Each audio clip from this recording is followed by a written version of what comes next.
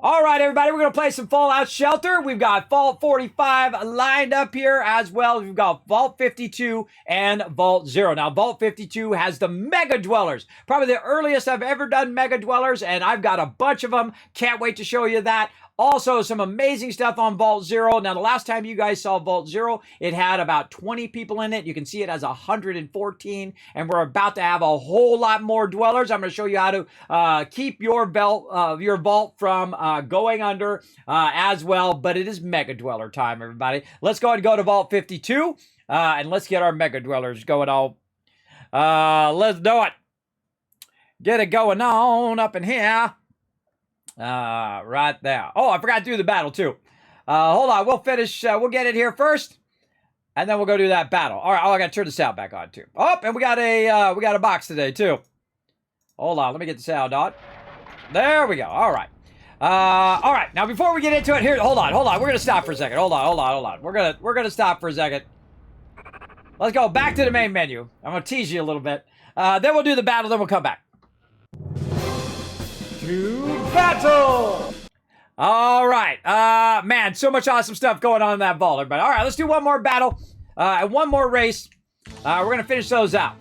I meant to finish those out before I swap. I forgot.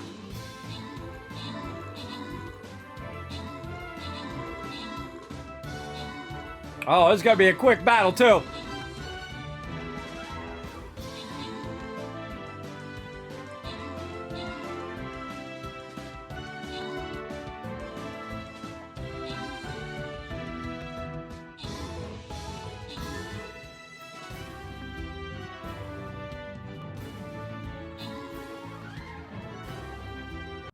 All right, open that chat chest, give you guys some love. Power Man, TARDIS getting some love. Iron Mania coming in as our MVP. Nice job today, everybody working together. Crushing, and we'll come back tomorrow and do some more battles as well. Let's go ahead and finish off our last race.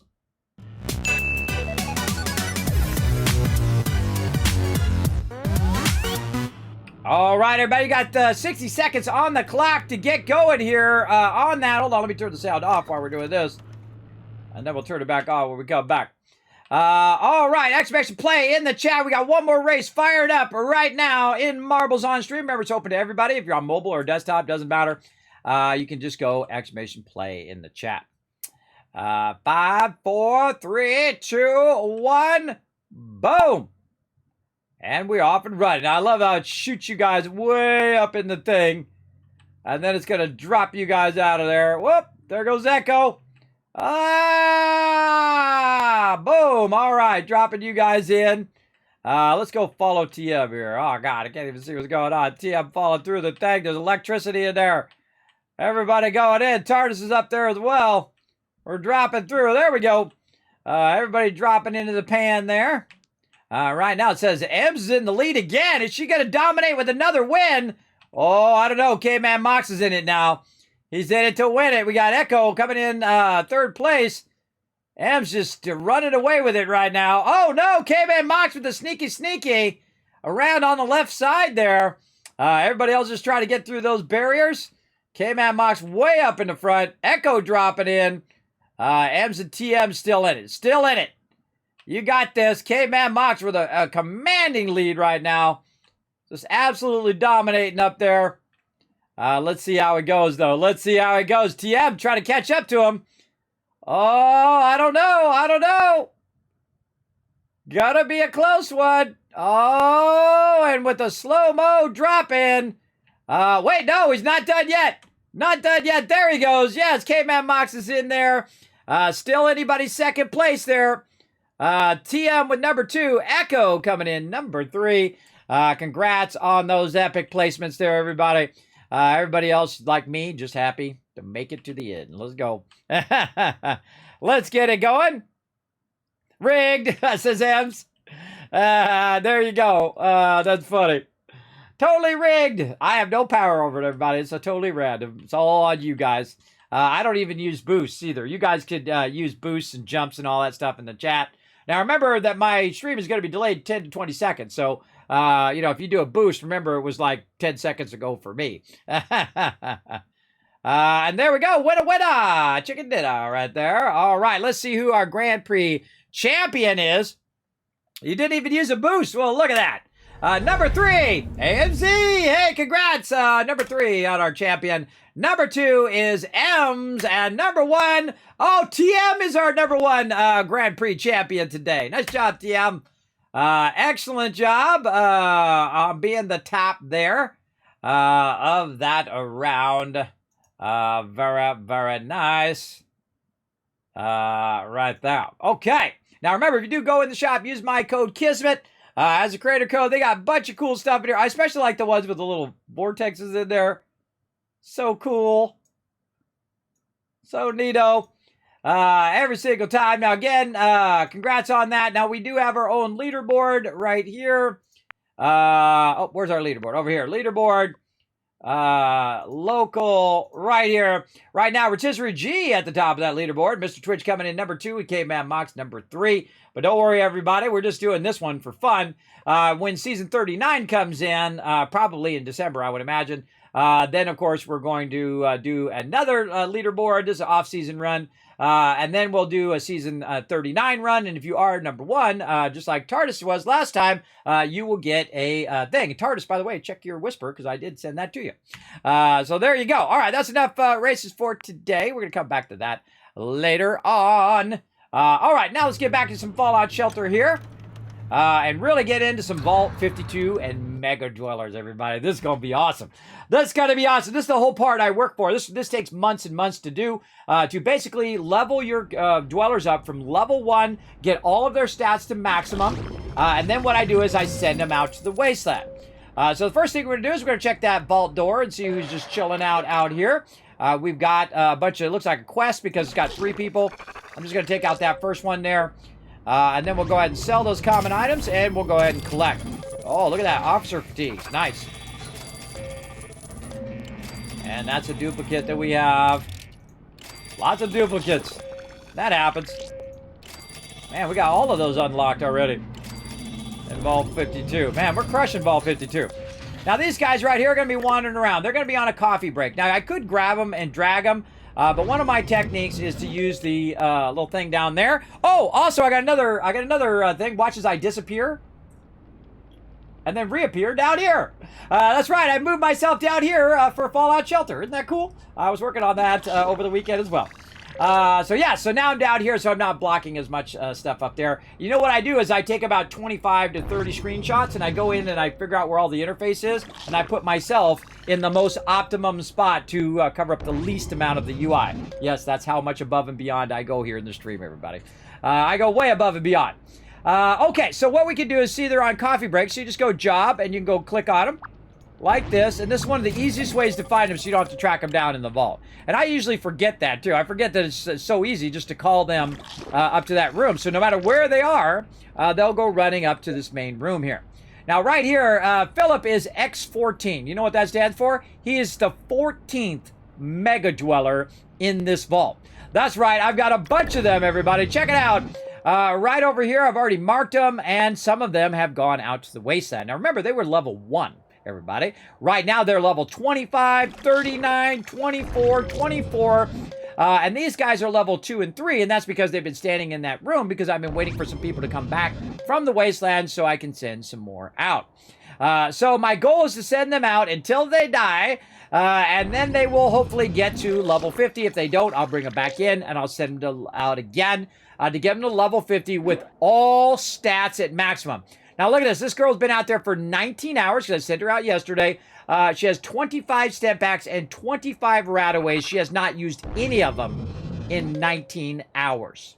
So she's been out there for 19 hours, everybody, with 0 use of step backs or rataways. That tells you that Mega Dwellers rule the Wasteland. And that's why I work so hard on them. It's because they are absolutely dominant when you get them out there. And the reason why is because their endurance is really high while they're leveling up, which means that they're getting big HP bonuses. So their HP is way higher. And of course, they have all the stats. So they're going to basically be getting tons of more loot. And they're going to be killing mobs like they're no big deal. Now, I've also given her a fancy outfit and a best weapon that I had at the moment. Hey, thanks for the follow, the Iron Minotaur. Now, I have played Fallout Shelter since it came out. I have never stopped playing it. I have the Vault 45, which has been running nonstop. I have one of the longest running continuous vaults in the game. It has been running since day one, over 2,700 real-life days. And I used to play it on my iPad, but I've now moved it here to my PC so we can play it here on stream, and we'll get into that. Now, this is Vault 52. We only started this one since June of last year, right? Or this year, actually, not last year, but this year. On June 23rd, I was 52 years old, so I made Vault 52, and that's where Vault 45 comes from, by the way. I was 45 years old. On my birthday, I played Fallout Shelter for the first time as a professional streamer. I use that loosely. Here on Twitch, though, I am a Twitch partner and also a YouTube partner, which is very unknown, I find, most of the time.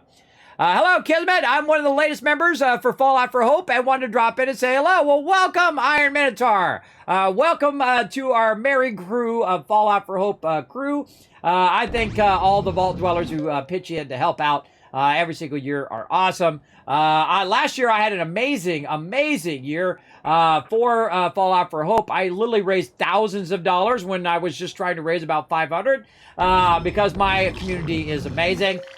We raised a lot of funds for St. Jude's Children's Research Hospital. We're going to do it again this year, starting December 1st. I have a lot of epic sponsors as well, Bethesda gear, and of course Manscaped, Bethesda themselves, and of course you can win yourself a furry little friend like I've got right here, the awesome dog meat.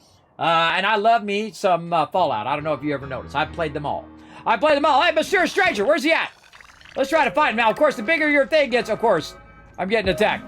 The bigger your vault is, the harder it is to find that Mysterious Stranger. I tell you, I was really searching for him in Vault 0, and I'll show you why here in a minute.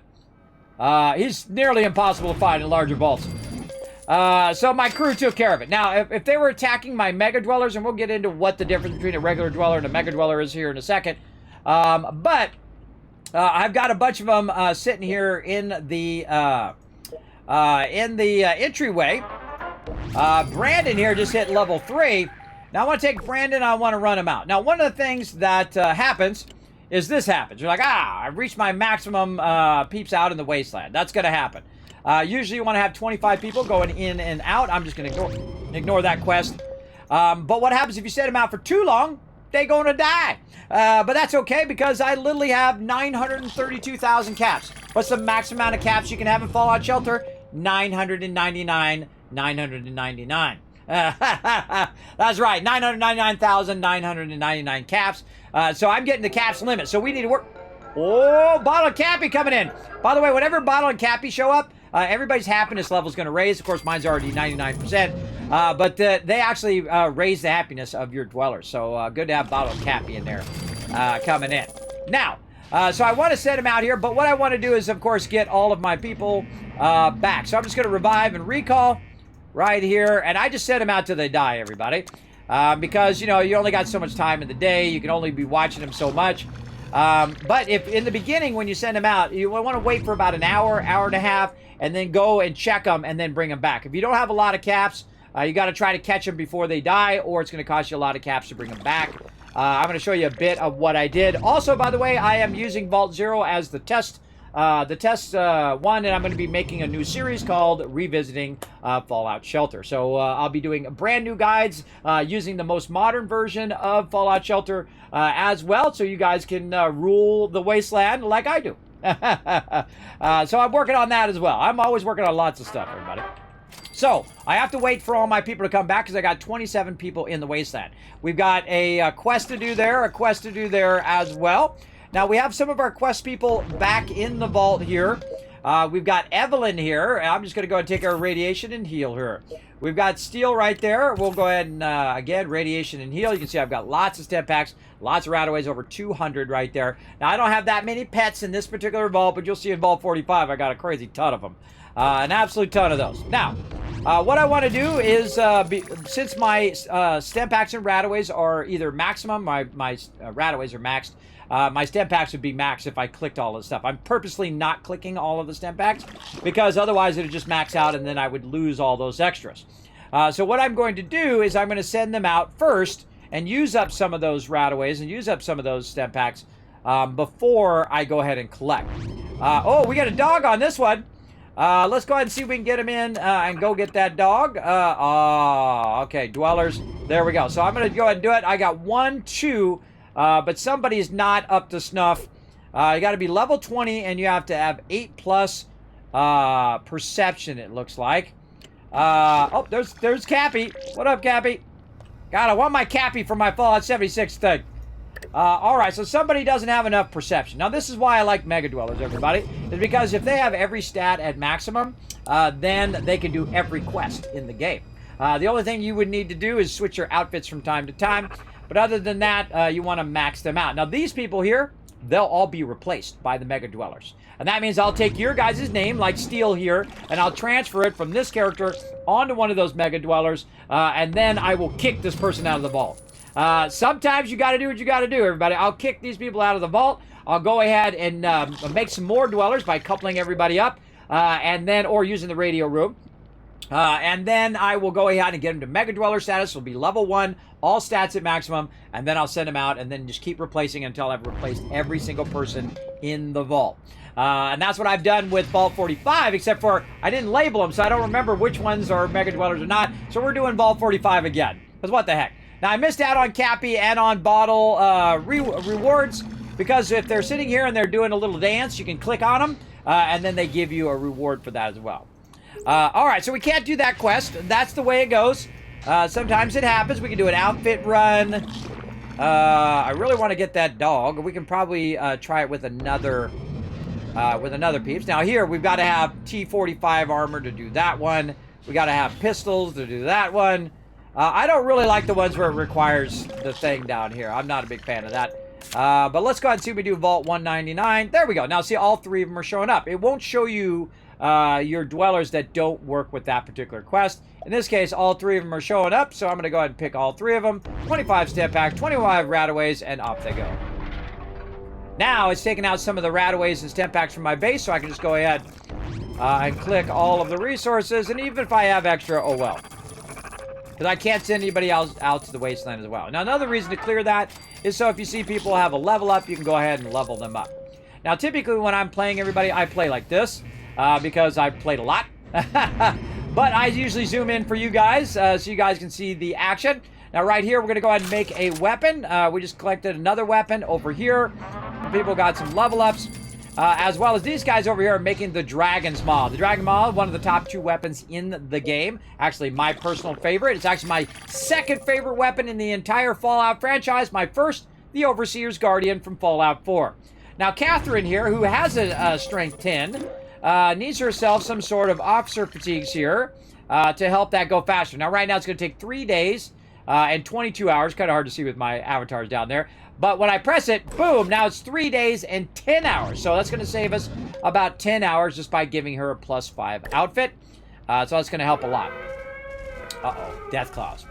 Now, Death Claws get tougher and tougher and tougher based on the level of your people, based on the how big your vault is, the number of people you have in your vault, and, of course, how upgraded your rooms are.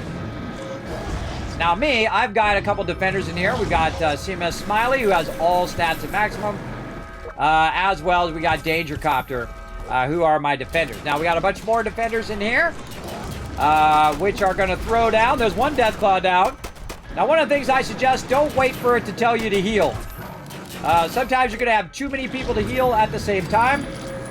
So heal them while you're doing it. Now, one of the things I do while they're in that room to the right, they're over here fighting these guys, is I will heal these guys here in the center. Because what happens is I don't have an elevator there. I don't have an elevator there for a reason. That's because this way they'll never go down to the second level. They'll go here, and then their only option is to go back into my #1 defense room, which I currently have as a radio room, which I find completely useless. And I couldn't handle having the garden over here, so I made it into a med bay. And now I can upgrade that med bay. There we go. Get that med bay going on. By the way, I also like the 2-slot med bay. Because there's no glass window back there where people go back behind there. It's hard to find them. And the same thing down here with the Science Center. I actually like it because there's not people back behind there and you're trying to find them all the time. Unlike here, you got this guy. Oh, I didn't mean to grab him. You got this guy back here behind the window. Also, the Mysterious Stranger likes to hide back there. So it's a little easier to find the Mysterious Stranger when you only have 2. windows as well. But there you go. So now this is what I call the gauntlet. They have to get through that gauntlet to get to any further down in my base. Typically, these people have some of my best weapons in the game that I've collected so far because I want them to only make it to this first row and never make it past that row at some point. This way it doesn't disrupt the rest of my vault. Now down here, we've got a bunch of people leveling up right here and a bunch of people leveling up their skills. Let's run around and do that real quick. I like to keep a lot of people in training, especially my Mega Dwellers.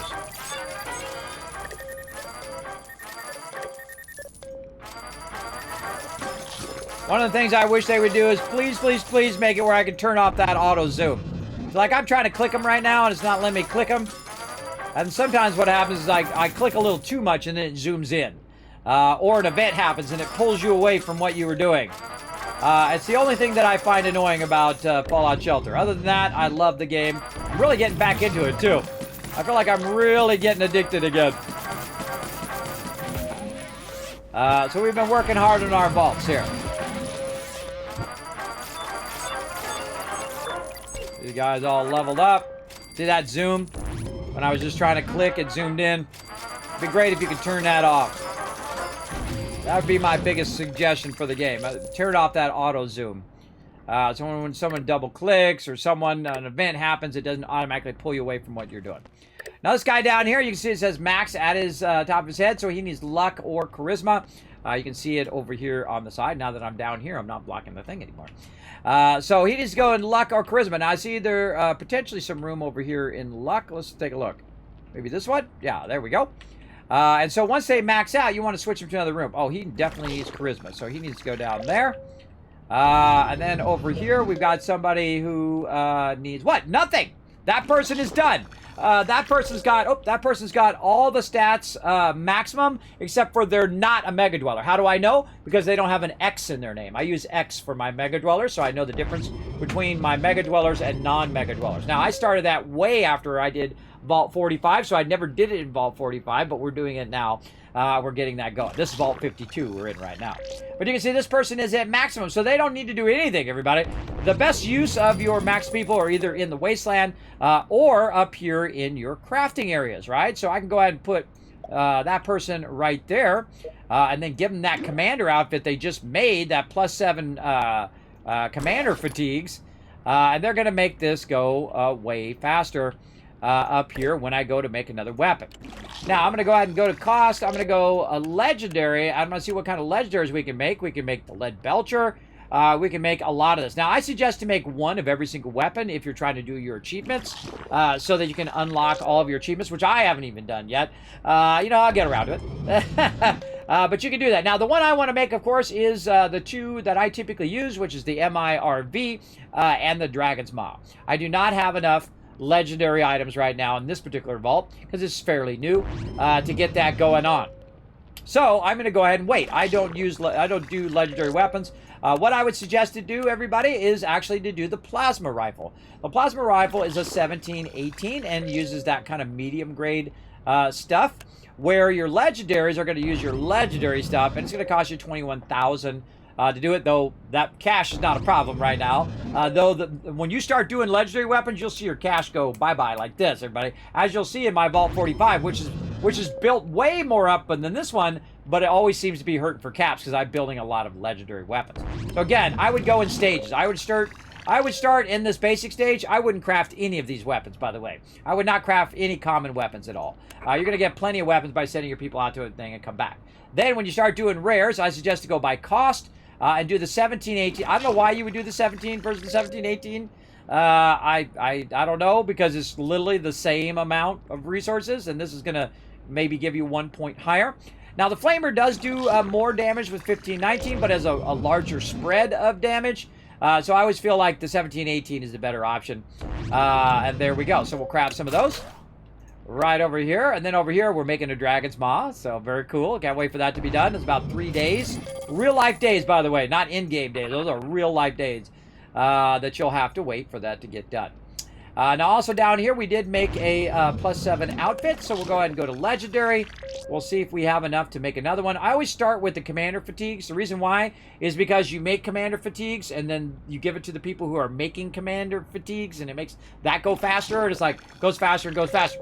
You also give it to your people who are collecting power to make that power collection more. And then you need less power rooms, right? Less power rooms, less people in the power rooms overall, and those power people could be doing crafting, or they could be doing step packs, or they could be doing training. They could be doing anything else other than standing around not being efficient. I always try to keep my people nice and efficient. All right, now these are rad roaches. Now the first thing I'm going to do is pull my mega dwellers out of here. I can tell them by their outfit. This guy right here has an outfit. He has an outfit. He has an outfit. And they'll take care of those rad roaches. But I don't want my mega dwellers to get any XP. I don't want them to level up. I want them to stay level 1. There we go. There we go. Now, again, let's go ahead and get into what is the difference between a regular dweller. Oh my god, she's almost a mega dweller too. How long until she's a mega dweller? 17 hours and 24 minutes. Awesome. But what they are, notice they're level 1, but they have max all of the stats. And that's what I do. And it's extremely hard because you have to keep them from getting XP. It's the hardest thing you can do in the game. The absolute hardest thing. Because you have to keep them level 1, get all of their stats to maximum, and then once they are max stats, especially their endurance. Now, you don't have to do all the stats. You can just do endurance if you want. I like to challenge myself and do every single stat to maximum first. Keep them level 1, and then once they're maxed out, which she'll be here by tomorrow, then I will label her as a Mega Dweller. She enters the Mega Dweller Elite. Right here, you can see I've got a bunch of them right here.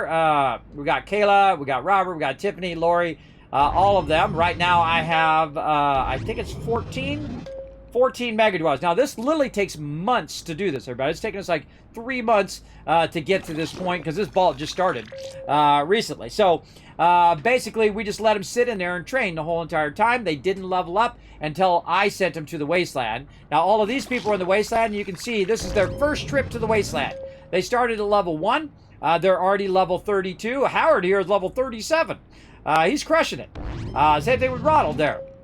And so they'll normally go directly to level 50 in a single round in the Wasteland because they have all their stats at maximum. Plus, I gave them an okay outfit and I gave them a decent weapon.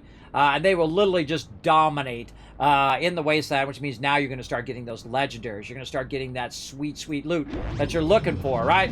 Look, he's been out there for 1 day and 12 hours. He's only used a few stem packs. He's got 18 stem packs left. He's got 25 radaways. Now, what the Mega Dweller will do also is once I build them up and give them power armor and I give them a Dragon's Maw, they will go out there and they will literally get so much loot that they can get no more loot. And then it will automatically turn around and come back to the vault. That's what I love for them to do because it says, hey, I'm overburdened. Nothing else I can do.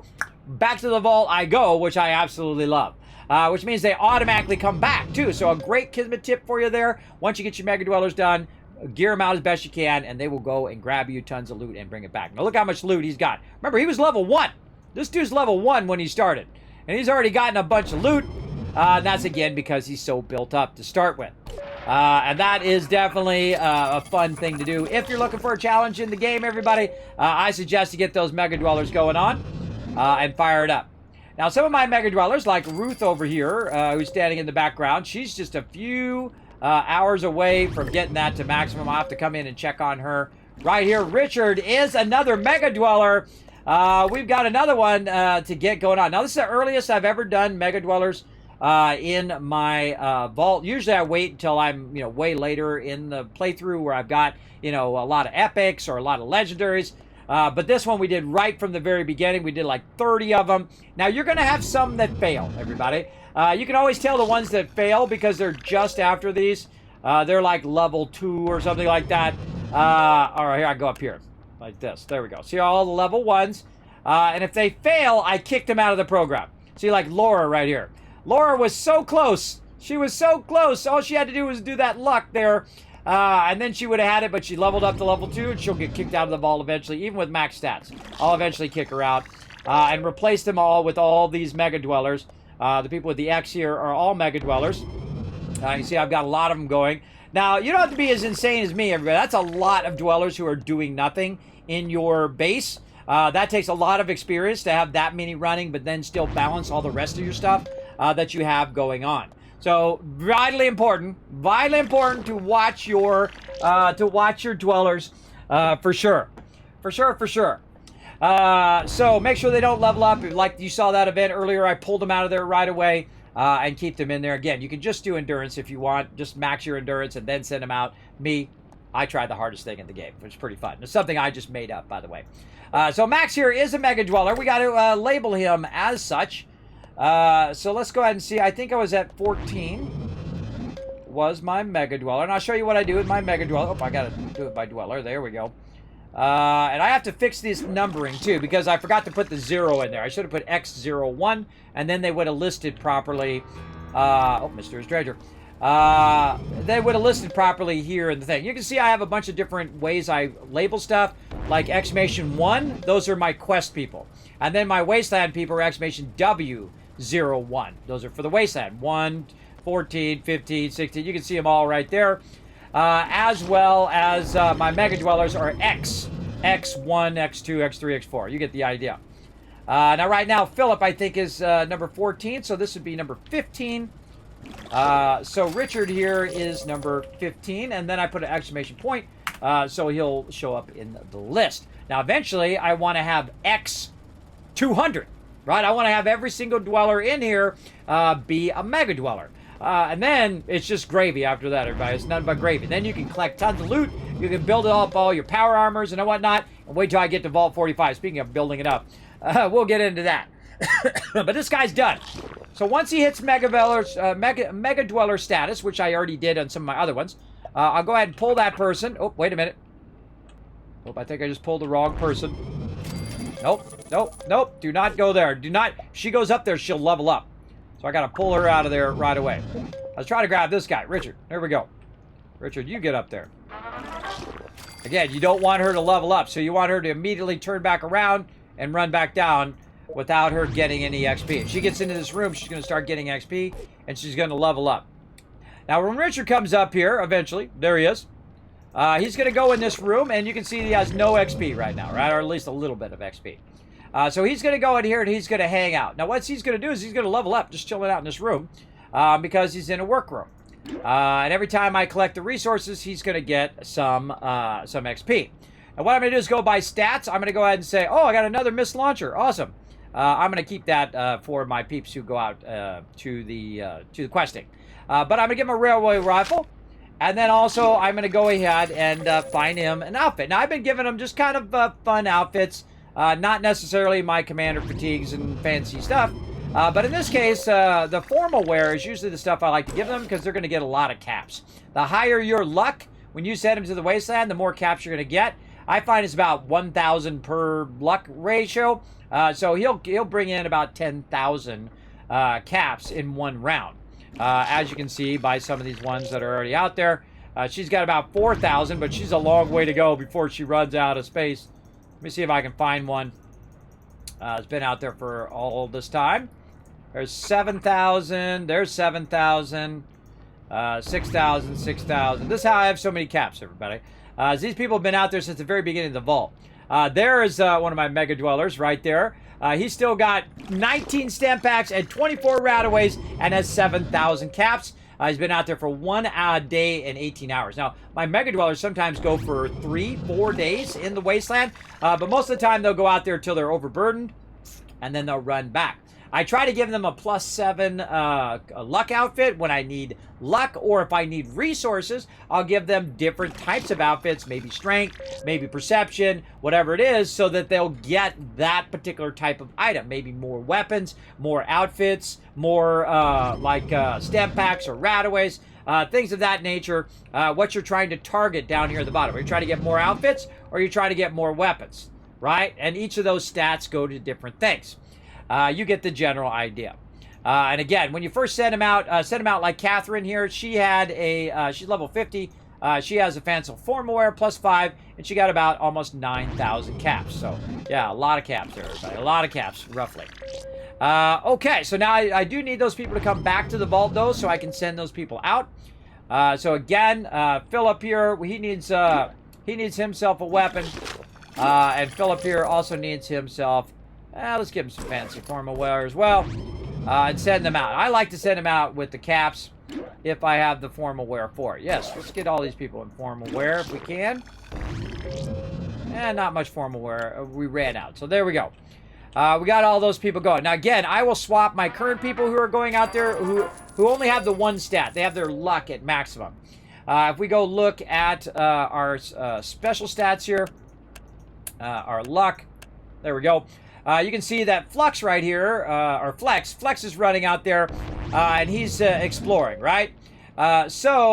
He is a max luck, so that's what I do is I train him in luck first. All my people go to the wasteland, and then they run back. Now, for a quest person, luck is okay, but for a quest person, you really should have, as many stats at maximum as you can, or have all of them at maximum, and that's going to help a lot. Also, I've come to the realization that what I really want to do is basically go and run them out and get everybody to max level first before you turn them into a quest person. So you want to get them to max level by being a person who goes to the wasteland, and then once they hit max level in the wasteland, then you switch them over to quest, because then they'll be able to do every quest, and they'll be able to do it, as well as you can train them up along the way, or eventually come back and replace them with a Mega Dweller, which is what I will do. I will replace all the questing people with Mega Dwellers first. That'll be the first thing that I do. All right, more resource to grab. Raiders are the easiest thing to kill that come through the vault door anyway. And rad scorpions are the most annoying. All right, about to get owned. I wonder if it's better than this guy's weapon. 21 to 24, 20 to 25. You know what? Let's give him a rocket launcher too. And then we'll give somebody over here the Gatling laser. Let's give this girl the Gatling laser. Let me check these guys' weapons in here. There's a 12. These guys are getting absolutely annihilated in here. Let's sell that. And there we go. And this is why you put people in there. Now, see a Smiley here and Danger Copter, one of the first people in the vault. So that's why they have max all stats. I've just been training them up. And once they get max all stats, boom, I put 2 of them in the vault door. And that's their job. They become a defender. See how it's got a D? D01, defender number 1. And then, of course, see a Smiley, defender number 2. And so on and so forth. You'll see in here, defender 5. Over here, defender 12, 11, Caveman Mox right there, defender number 10, Death Spirit number 9. So up to 12 defenders across the first row. And I like to have them doing something here, everybody, making stem packs. Normally I have this as stem packs and this is Radaways. But in this one I put the radio room in just to be nice. It does keep your happiness up, by the way. It's supposed to keep your happiness level up, so it keeps your production up as well. I've been testing it. It's still, every time I log in, it still makes me want to take it out because I feel like the radio room is useless. But that's just me. I'm not trying to get any more dwellers. I have 199 right now. I always leave one in case I get a legendary in a lunchbox or something randomly. Okay. And you can see that some people still need to level up. Now I start to ignore... oh, look, I'm maxed. All I need now is intelligence. Well, I need that problem in real life, too. That's me, everybody. I always put one person as me in every thing. I also put my wife in there as well. In every single vault, you will find me in there somewhere. Now, I start to ignore the Mysterious Stranger. When you get past 100, 500,000, or 500,000 caps, everybody, you don't need to be chasing down the Mysterious Stranger anymore. I mean, if you see him, click him. But you don't have to really search for it, especially in a big, giant vault like this. There we go. All right, now we have some other things to do here in Vault 52. Now we have 2 other vaults to get to, so we gotta kick butt here, because I do have to come back at 10 p.m. and do it all over again here in the stream. So what we're going to do is we're going to go ahead and open up these lunch boxes. So let's see what we got. All right, little caps. A little epic junk there, a little stem pack. Okay. Oh, Rusty Fat Man. Oh, I'll take that any day of the week. Nice, that's a good one. All right, rat away. I'll take more caps. Thank you very much. Decent weapon. Wow, wow. All right, come on, baby. Oh, another legendary. Oh, we got a legendary pet, Kuma, which is 7 times, 7.5 chance, stranger chance, right in there. I don't know if that's mysterious, a mysterious stranger. I think it's stranger in the wasteland, that you'll find a stranger in the wasteland. Remember, and another Mr. Handy. I have quite a few Mr. Handys in my other vault, but this one could always use some more. There we go, Mr. Handy coming in as well. Very nice. Now, Mr. Handy I got from a quest. You can see in the quest that you can unlock some stuff. Now, one of the things that I do is I have basically multiple Mr. Handys that you can unlock along the way.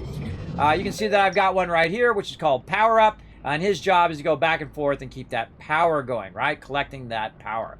Way down here at the bottom, we've got another one whose name is Defense. And he's usually down here defending this power one.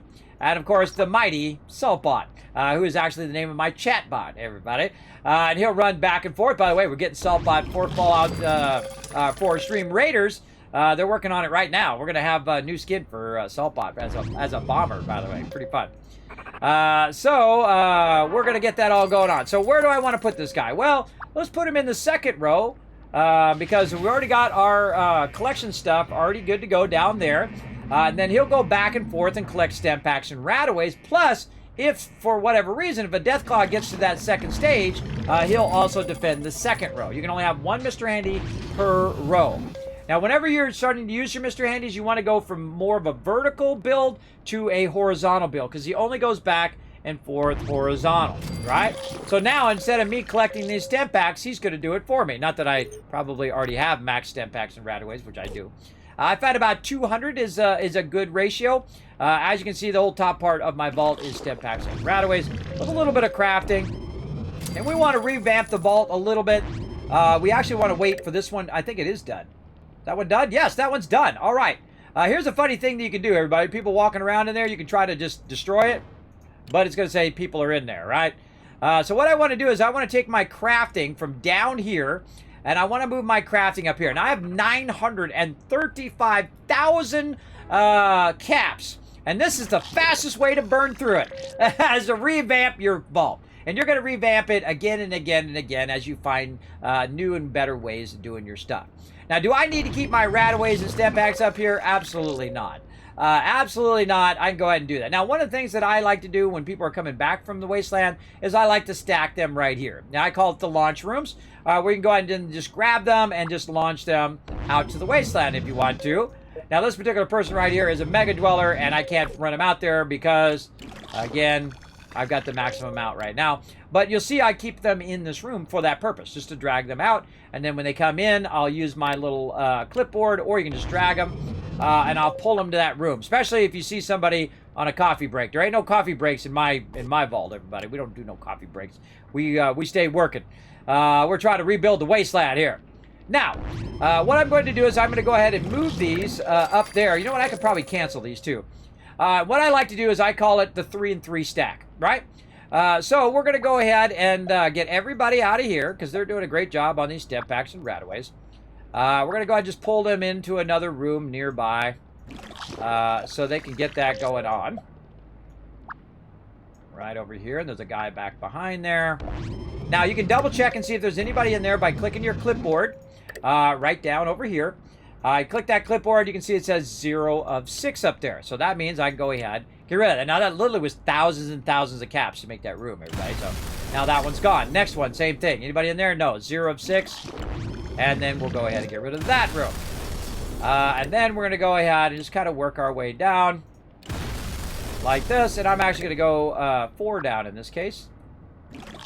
Right down here. And take this one out. And I'm going to leave this room up here as stem packs because I like it when they're making stem packs when they're just chilling out, waiting to go out. I just ignore these because I'm going so fast that these are way too OP, so I'm going to take that out. And there we go. So now we've got that stacked. Now, what we want to do is we want to put our crafting in there. So I'm going to have a weapons workshop, and I'm going to have a and the other workshop, the outfit crafting. I'm just going to put them right here. Now maybe it'd be like, oh, Kismet, why'd you take this one out right here? The reason why I took that one out is usually I'll start there, but recently I decided, you know what, I want it to be down at least 3 levels down, or even further 4 levels down would be pretty good, because if they do get past this first one, they're going to be slowing down this long term. This is all long-term stuff, everybody. Now again, watch my caps up there. I have 931,000. You're going to watch, I'm going to burn through those caps like there's nobody's business. Now these guys all don't need to be making stem packs and rataways. In fact, I'm making so much that they don't even need to be doing that right now. They can go ahead and get the heck out of there and be standing over here. And I'm going to decide what I want to do with this room. I might put the more stem packs in there and just make this all stem packs in this side.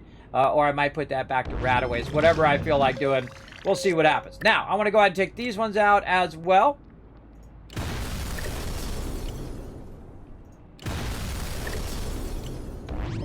Now, one of the things that I didn't do, everybody... Oh, more rat attack.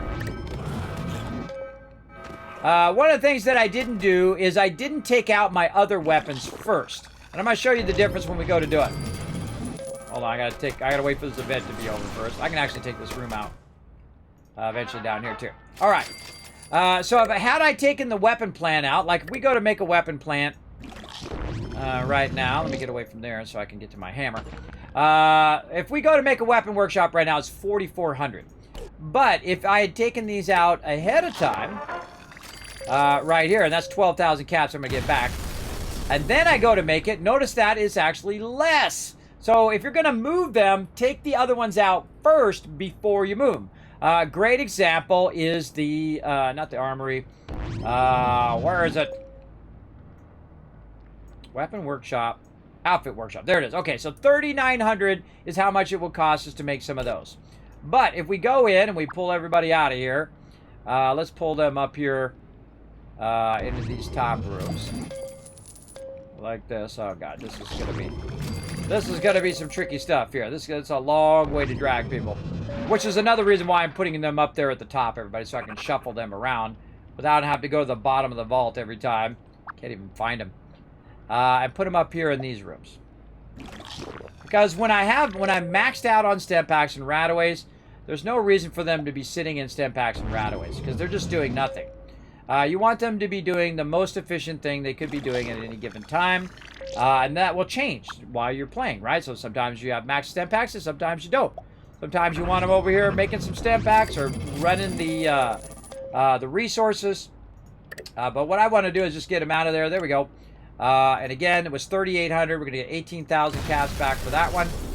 These peeps over here, I don't know, they're probably already maxed those stats, but we'll bring them up here. And we'll utilize them up here in this top room.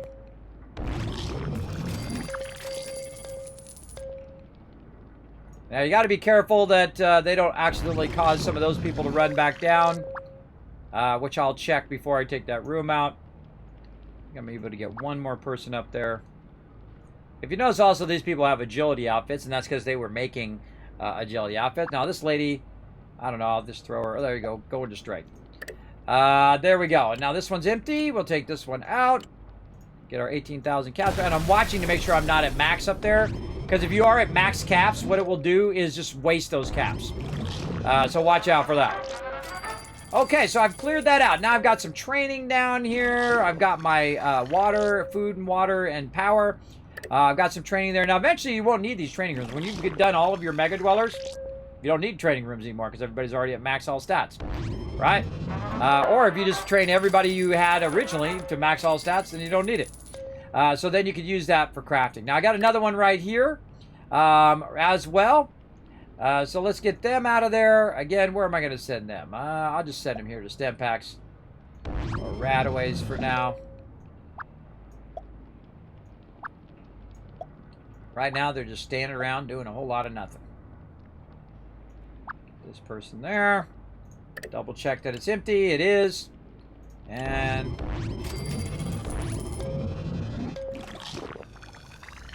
where to go? Right here. See that? I just got 9,909. It's the first time I've capped out in ball 52, but I just wasted thousands of caps because I took that out and I already had 9,099. So it might have been smarter for me to put the thing, or it would have been smarter for me to put that one down so I didn't waste the caps, but I did it just to show you guys. So there you go. I don't mind. Believe me, I'm going to have plenty of caps, everybody. I'm not hurting for caps, as you can see. All right, now we go ahead and put our outfit workshop down, at least not for the moment anyway. Outfit workshop again. This is how I like to stack mine. I call it 3 and 3. So you got 3 on this side and 3 on that side, right? Now comes the really expensive part, everybody, and that's the upgrading your rooms, right? So 12,000 there, 12,000 there, and so on. You get the idea. Over here in the weapons workshop, it's 8,000 for that second upgrade. That's going to allow us to make epic weapons. Now, if we want to make legendary weapons, well, woo, mama, this is where we start spending some cash. That's 90,000. 90,000 again. 90,000 again. See that? I'm down to 600,000. There's 60,000 there. 60,000. And 60,000. And now you know why I was saving up all of those caps. And there we go. We've got a nice production area over there. Now, one of the problems, of course, is that we did take out all of our stem packs from Radaway, so we're going to be hurting for those. But we'll work on those here in a second. We can see we also have 2 rooms down here. Now, you got to think that these also are making something, so I can say, you know what, it's not going to give me the caps back. It only give me half the caps back, but it will give me the resources back. So I can go ahead and cancel that. Now, this is making a Dragon's Maw, which is going to take 3 days and 9 hours. Now, if I cancel this, it starts over. So I'm going to do it anyway. Just to go ahead and clean up my vault a bit. And again, I always get this, the perception room, mixed up with these other rooms. It just throws me off every time. But all right, we'll get all these people up here. Helping out with these crafting rooms up at the top. Because in the later game, this is what you're doing. You're obviously trying to craft stuff to improve your vault.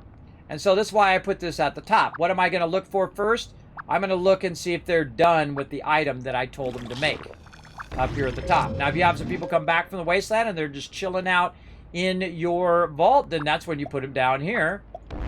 Do some crafting. Like this. So now they're going to help out in the crafting rooms as well. Whenever they're chilling out in the vault. Oh, we got another person here. Now, obviously, they need better outfits and they need to be better organized. We'll get to that eventually, but we're just trying to get to the point where we can get this out of there so we can use that space for other stuff. And there we go. Still at 500,000 caps. Not bad, but I just literally spent 500,000 caps just this moment. Yeah, that's a lot of caps to spend in one little bump there. Now, one of the things I'm still working on, though, is my Mega Dweller. So I do want to leave some room for training and all of that. So you can see all the little spots where my stuff was, and now it's all organized and stacked together. Now it is much easier to micromanage my peeps. So first thing I want to do, of course, is try to get that Dragon's Maw going again. So we're going to go Legendary, we're going to go Cost, we're going to shade this way. Dragon's Maw, boom, it's off and running. Now it's going to take 9 days to get it going. Now to make it go faster, I'm going to take all the people who have some strength, and I'm going to run them into this room, and I'm going to replace the people who are in there. Now, I like to have a backlog of a bunch of different people who can just basically switch out their outfits and get that going on. Like, she's 3 less than somebody who's already in there, which means that somebody in here has max strength. Yes, this girl. So this girl's not max strength, so I'm going to go ahead and take that off. I'm going to go over here. She has max strength, so I'm going to give her the +5 outfit. And there we go. And then this guy, Steve here, who also has max strength. Let's see if we got some outfits for him. And so now, this is actually going, even though I just restarted it, it's actually going to go faster than the original Dragon Maw that's already been running for a few days, right? It's actually going to take 2 days and 16 hours. So I just saved myself another hour, or another day, I mean, another 24 hours in that construction just because I put the people in there who have high strength and whatnot. Now, this girl right here, Kayla here, doesn't have max strength, so I could probably swap her out. I'm going to look and see if anybody in here doesn't have max strength. Kayla. So I'm going to take her outfit off, and then I'm going to look for somebody in all of these dwellers with a max strength. Right here, Grace. is max all stats, by the way. So we're going to throw her in there. Now, it says she's -3 versus everybody in there. I have no idea why she would be -3. Kayla here I would think, would have a higher strength. So she would get kicked out, but I'm just going to manually kick her out of there. Oh, that's because I grabbed the wrong person. That's why. Oh, wait, we got to deal with this first. Now, I feel like this game just trolls you. What's your favorite pet? My favorite pet is Muttface.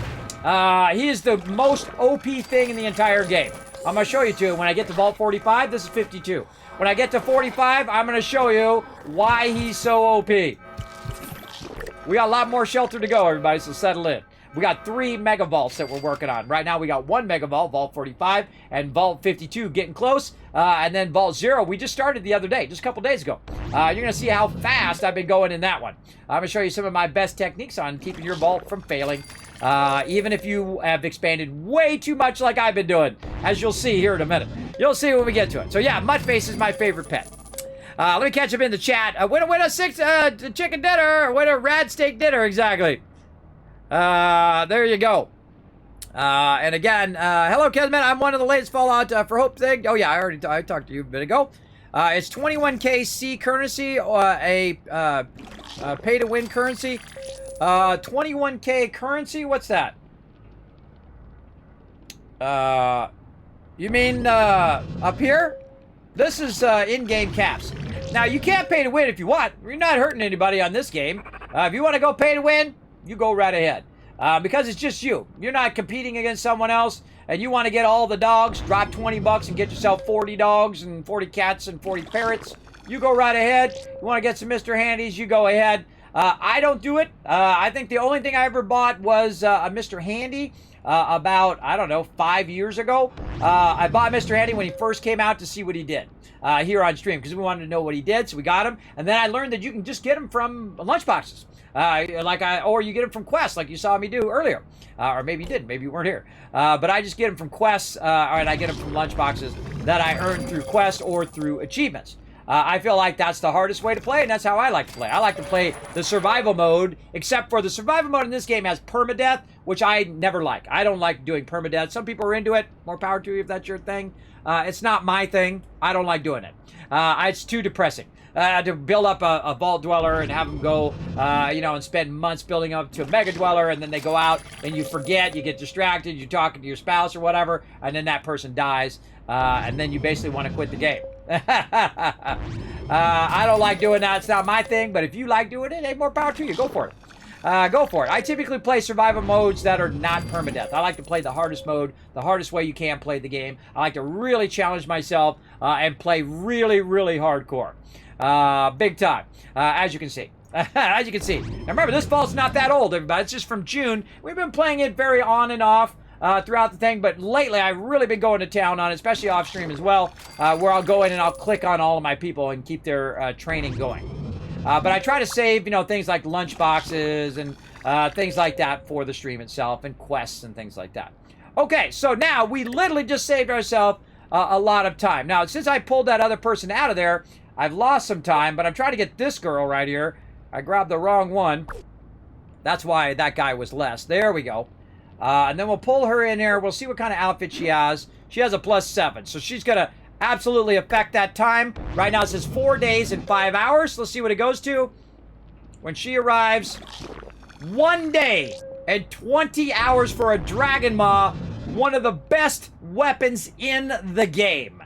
You're welcome. I just saved you literally days of your life right there waiting around for that Dragon's Maw. You gotta put the right crew in the right room, and once you do that, you dominate. You absolutely dominate the game. Now, what we want to do is also make some more outfits over here. Now, we don't have enough in this particular vault to do a bunch of legendaries, though we could make some power armor. I'm especially fond of the Mark 6 power armor, which we don't have enough for right now. But the first thing that I work on are things like this, commander fatigues, because that's going to make this room go faster. And also my power go faster. And I'll work on endurance ones as well, because that's going to make my my endurance rooms, where my food and water, go faster, right? So that means I need less people in that room.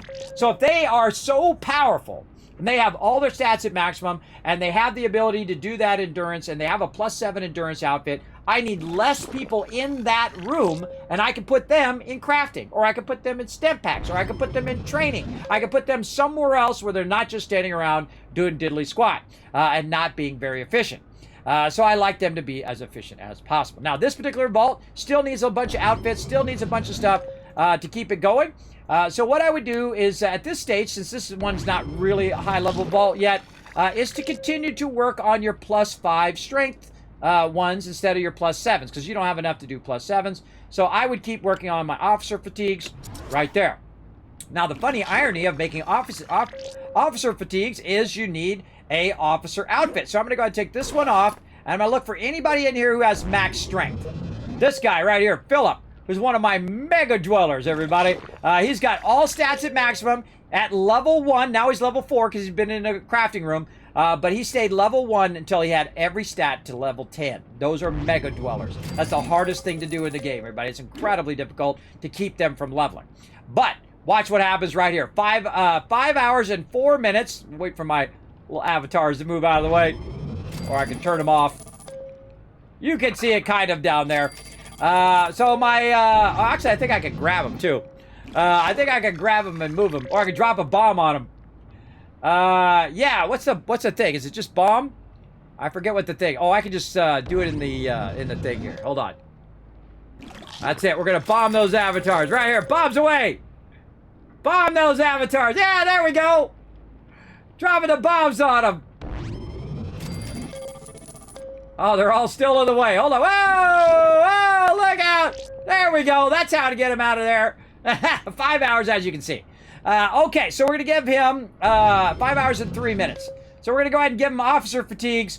Boom. Now it's 4 hours and 33 minutes. So you just saved yourself a half hour right there, or if not more, around 45 minutes. So again, having the right thing for the right room is the way to go, and use your mega dwellers when they're not out in the wasteland. You'll see me actually replace everybody with a mega dweller because they'll be crafting stuff like crazy, for sure.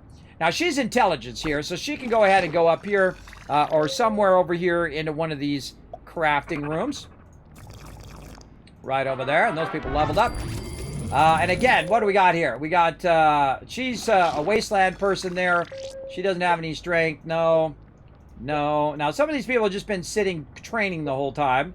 And some of them have been out in the wasteland. So they're not going to have really high level stuff. These people over here is just... Oh, there we go. Right there. Janice. Janice is good to go. All right, Janice, get up here. And then when Janice runs up here... Now, again, this is a lot of micromanagement of your vault. And I actually love this part. This is my favorite part, everybody. It's just optimizing everybody in the vault. Now, of course, Kelly here, also a mega dweller, so we can go ahead and get Kelly to swap outfits. No more strength outfits. What a bummer. If you run out of strength outfits, look for somebody in a strength outfit and steal it from them if they're not using it. Like this lady right here. Oh, she's max strength too. But I'm going to go ahead and pull hers out of there for right now. I'm going to give it to Kelly here. Now, another thing that happens, by the way, if you do have people with high luck in there, that when you go ahead and collect that item, you might get some caps from it as well. So that's why it's good to have everybody in high luck in the various crafting rooms as well, and the various production rooms like stem packs and rataways and whatnot. Here we go. More coming in.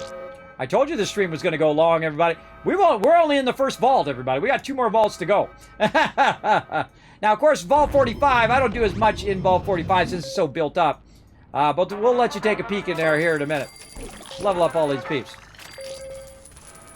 All right, come on, Raiders. Now, one of the things I suggest you do, everybody, it sucks in the beginning of the game, but in the later game, do not update, do not at all, throughout your whole entire playthrough, do not upgrade your vault door. Why? Because it takes longer for them to get in, and you're just trying to get them to get in so you can kill them as quick as possible so that you can get them to stop stealing your stuff.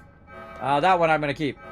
Because right now they're stealing your caps, they're stealing your food and water. You want them to get in and you want them to die. I like that. Boom. Dead. Event over. No longer losing your loot. You're good. Right? That's why I do not upgrade my vault door. As you'll see in Vault 45, I do have it upgraded. It sucks. You can't un-upgrade it later on. So do not upgrade your vault door is my suggestion. Now, it's your vault. You can do whatever you want. But that is my suggestion. Hey, Mr. Not You. Hey, Kismet, how you feeling? I'm feeling good, as a matter of fact. I'm feeling actually really good since I had that throat thing done. I am feeling so much better, everybody. Incredibly, incredibly better. Now, I'm not going to go through and micromanage every single one of these. Oh, thank you very much for the follow. Appreciate that. I'm not going to go through and micromanage every single one of these on the vault because it will literally take hours. Sometimes I spend hours off stream just organizing every single little vault dweller and naming them in my particular naming. Like first I do exclamation 1 is my quest people. You have 9 quest people. So you don't even need to put the 0 1 there. You just put 1. You have 9 quest people. Then we have all of our wasteland peeps, right, who go out to wasteland. Then we've got our mega dwellers now with those exclamation points and then X and then their number. And then these @ symbols are all the people in my chat who are in the vault. If you want to be in the vault, by the way, you can claim that in your tycoon caps. In the bottom left of the chat, there is a little thing there. It looks like a little red cap. You can go ahead and click on that, and you can go ahead and say, put me in the vault. And I will put you in Vault 52. I'm not putting anybody else in any of the other vaults for right now, but I do have some room for people to be in Vault 52. Now, I might do it today. I might do it another day. So there we go. Oh, we need to hydrate. That's a good idea, the D. Oh, almost hydrated with dog meat, who's sitting here where my cup usually is sitting. Let's hydrate. Let's do it. Okay. Now, again, I would go through and micromanage every single person, and I'll do that off stream, and then I will show you another time, all right? But we want to keep everybody going here, so again, I'm just going to be looking for epic or rares. Then I'm going to scroll down. By the way, you can just go to cost as well and sort it so the most expensive thing comes to the top, which is going to be your officer fatigues there. And you're going to see, I'm just going to keep making more officer fatigues for all of those people who are standing in there. I eventually want them to basically go in, and by the way, you can thank me for this ascending and descending. I sent that in so many times that eventually they finally put it in there. Yeah, that ascending and descending is awesome. Okay, and again, we don't have enough legendary items to make another Dragon's Maw. If we go down here, we can see that we don't have enough flasks and we don't have enough circuit boards. Also, I'll make a bunch of MIRVs. The way I do my questing people, which I'll show you in Vault 45, 1 MIRV and 2 Dragon Maws. And I'll show you why. We'll do a quest over there just so you can see that. But I can't make those. Right now, this is still a medium level vault, so we're going to make plasma rifles. Those, we can make a bunch of those, right? We can make an absolute bunch of plasma rifles. So let's go ahead and go rare. Let's go like this. Cost. Plasma rifle, 17, 18. Those are the best return on your investment, I think, right there. Now, plasma rifles take perception. So, instead of all my people just chilling out in here in various outfits, I can go ahead and switch them to perception outfits, and that's why I keep those outfits. Now, you know why. Why do I keep perception outfits even though I don't have a perception room? And that's because of crafting. And so, we're just going to go into every single person here. Now, eventually, you should have enough where you can switch all 6 of your rooms to whatever you want, right? If you figure out the math there, 6 times 6 is 36. So it's 36 perception outfits, 36 strength and endurance and so on, if you have enough room in your storage. So there we go. So now that's going to take 3 hours and 59 minutes. This one right here says 9 hours. But if we go ahead and switch these people, now even if they don't have high perception, these are really nice outfits here. These are +5s.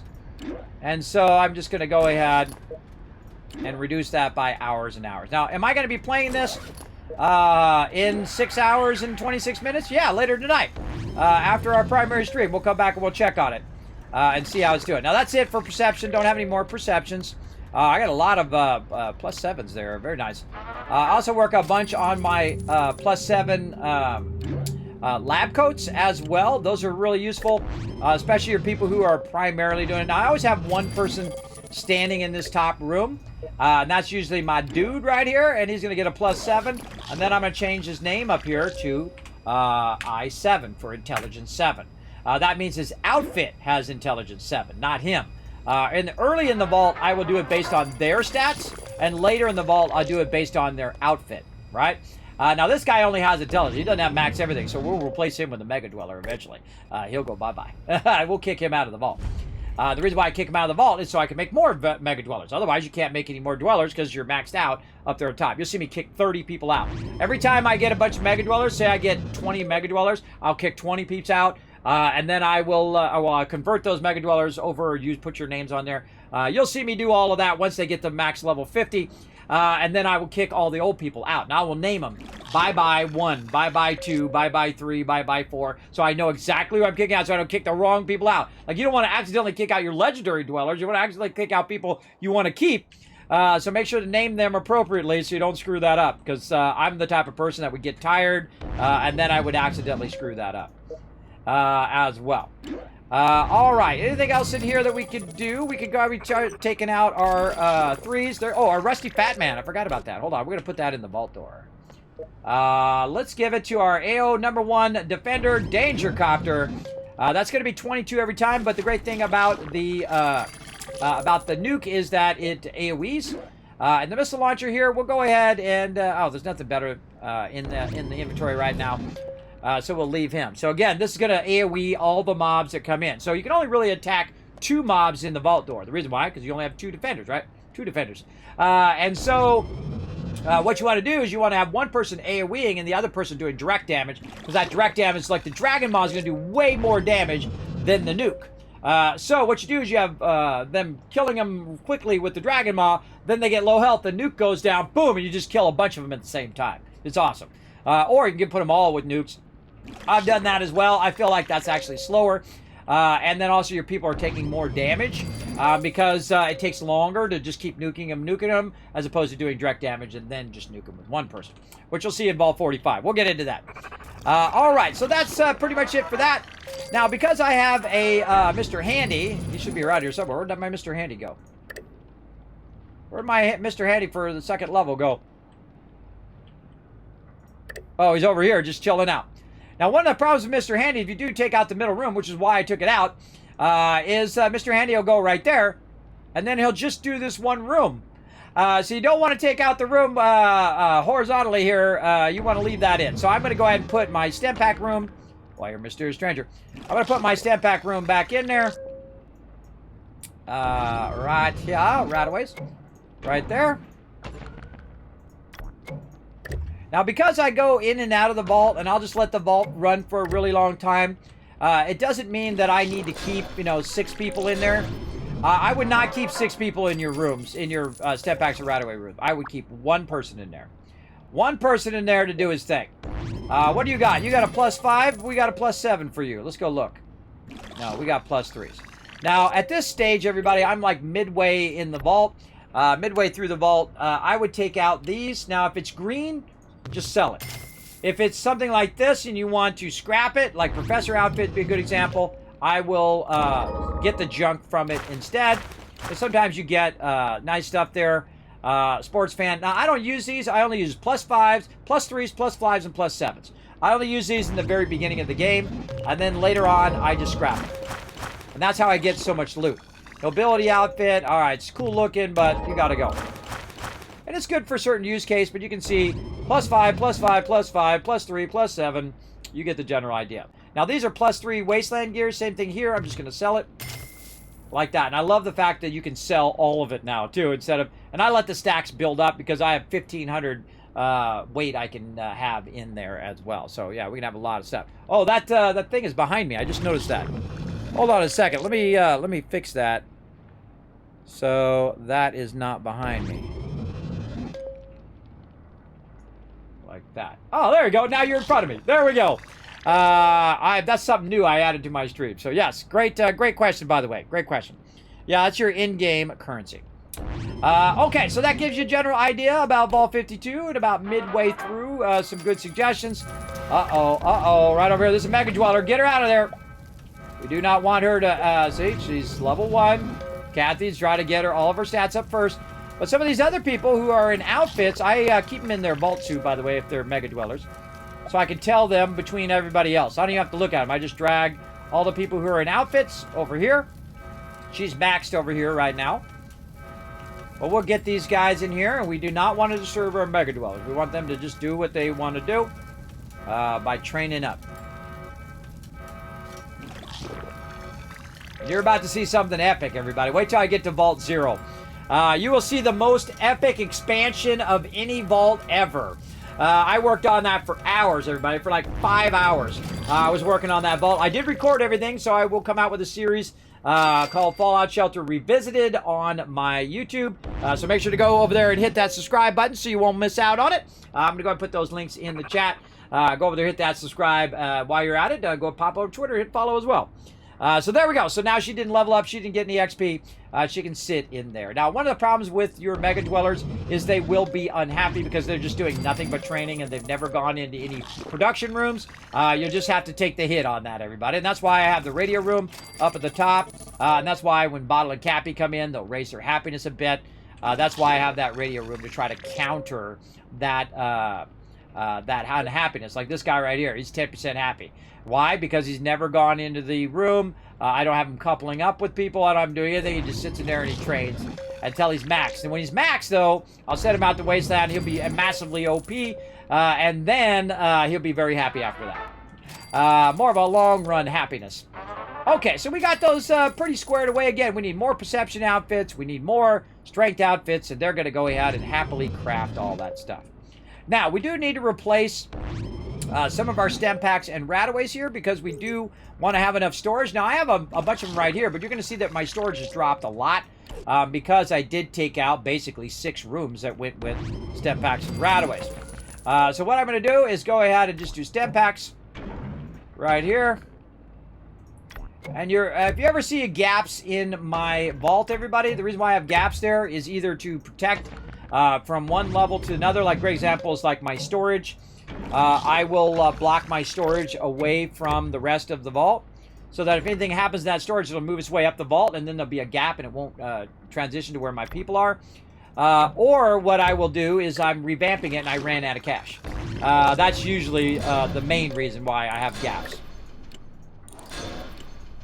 And there we go. And again, we don't need everybody in one room because that's going to happen anyway. Even if it's going to take a long time for this to go. And we'll see once the person gets in there how long it's going to take. It's going to take 21 minutes. But I'm going to be out of the game for 21 minutes. And when I come back in next time, dude's going to be making me 12 stem packs. Right? Same thing over here. That's 29 minutes. That's okay. I'll let him run for a while. In fact, I could make it even less if I went in here and gave him a +5. And then said, this guy is now an I5. Right up there, right? And now it's going to be 24 minutes. But it doesn't matter because I'm not going to be back in 24 minutes in this vault. We're going to be back later tonight in hours from now. So again, you only need one person in each of those rooms to make sure that they come up by the next time you come in. If you come in, you know, in 30 minutes or however long later, all of a sudden you can have all of these will be going. Now down here, of course, I want to do some training rooms, and I probably want to move these training rooms down when my next round of Mega Dwellers come through. Now you can also see that I have some power right here. I do like to have power up toward the top in case my power somehow starts getting low. It will, anything that's next to the power are the rooms that it prioritizes to keep on. So if you have certain rooms that you want to make sure stay on, you want to put them right there. Now, one of the things I also want to do way up here in the corner is I'm going to go ahead and actually put my living quarters back here. I don't think I'm ever going to do this again, everybody. I'm never going to put this down at the bottom without leaving at least some of the living quarters up here in the corner. You know why? Because if I want to do those living quarters, you know what I got to do? I got to drag these people from up here all the way down to here and keep dragging them down, and that sucks. It takes a long time to do that. So I've now of the mind to at least leave, you know, 1, 2, even up to 5 rooms over here. You're going to see all 5 of these here will become the living quarters. Now, I can't do it now because I'm at max dwellers. So when I go to replace from my Mega Dwellers to, and then kick out all the other people that I've replaced with Mega Dwellers, kind of like replacing them with synths. Just had that thought that I'm replacing my dwellers with synths. But no, I'm replacing them with Mega Dwellers. But I am taking them and I will kick them out of the vault. So when I kick them out of the vault, I have to get down to 170 to be able to take out one of these large rooms.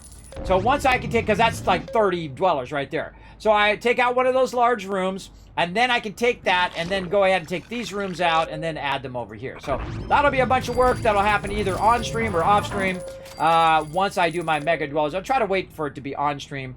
And then I'll just backlog more caps now and get going. Now, should I add my stem packs here?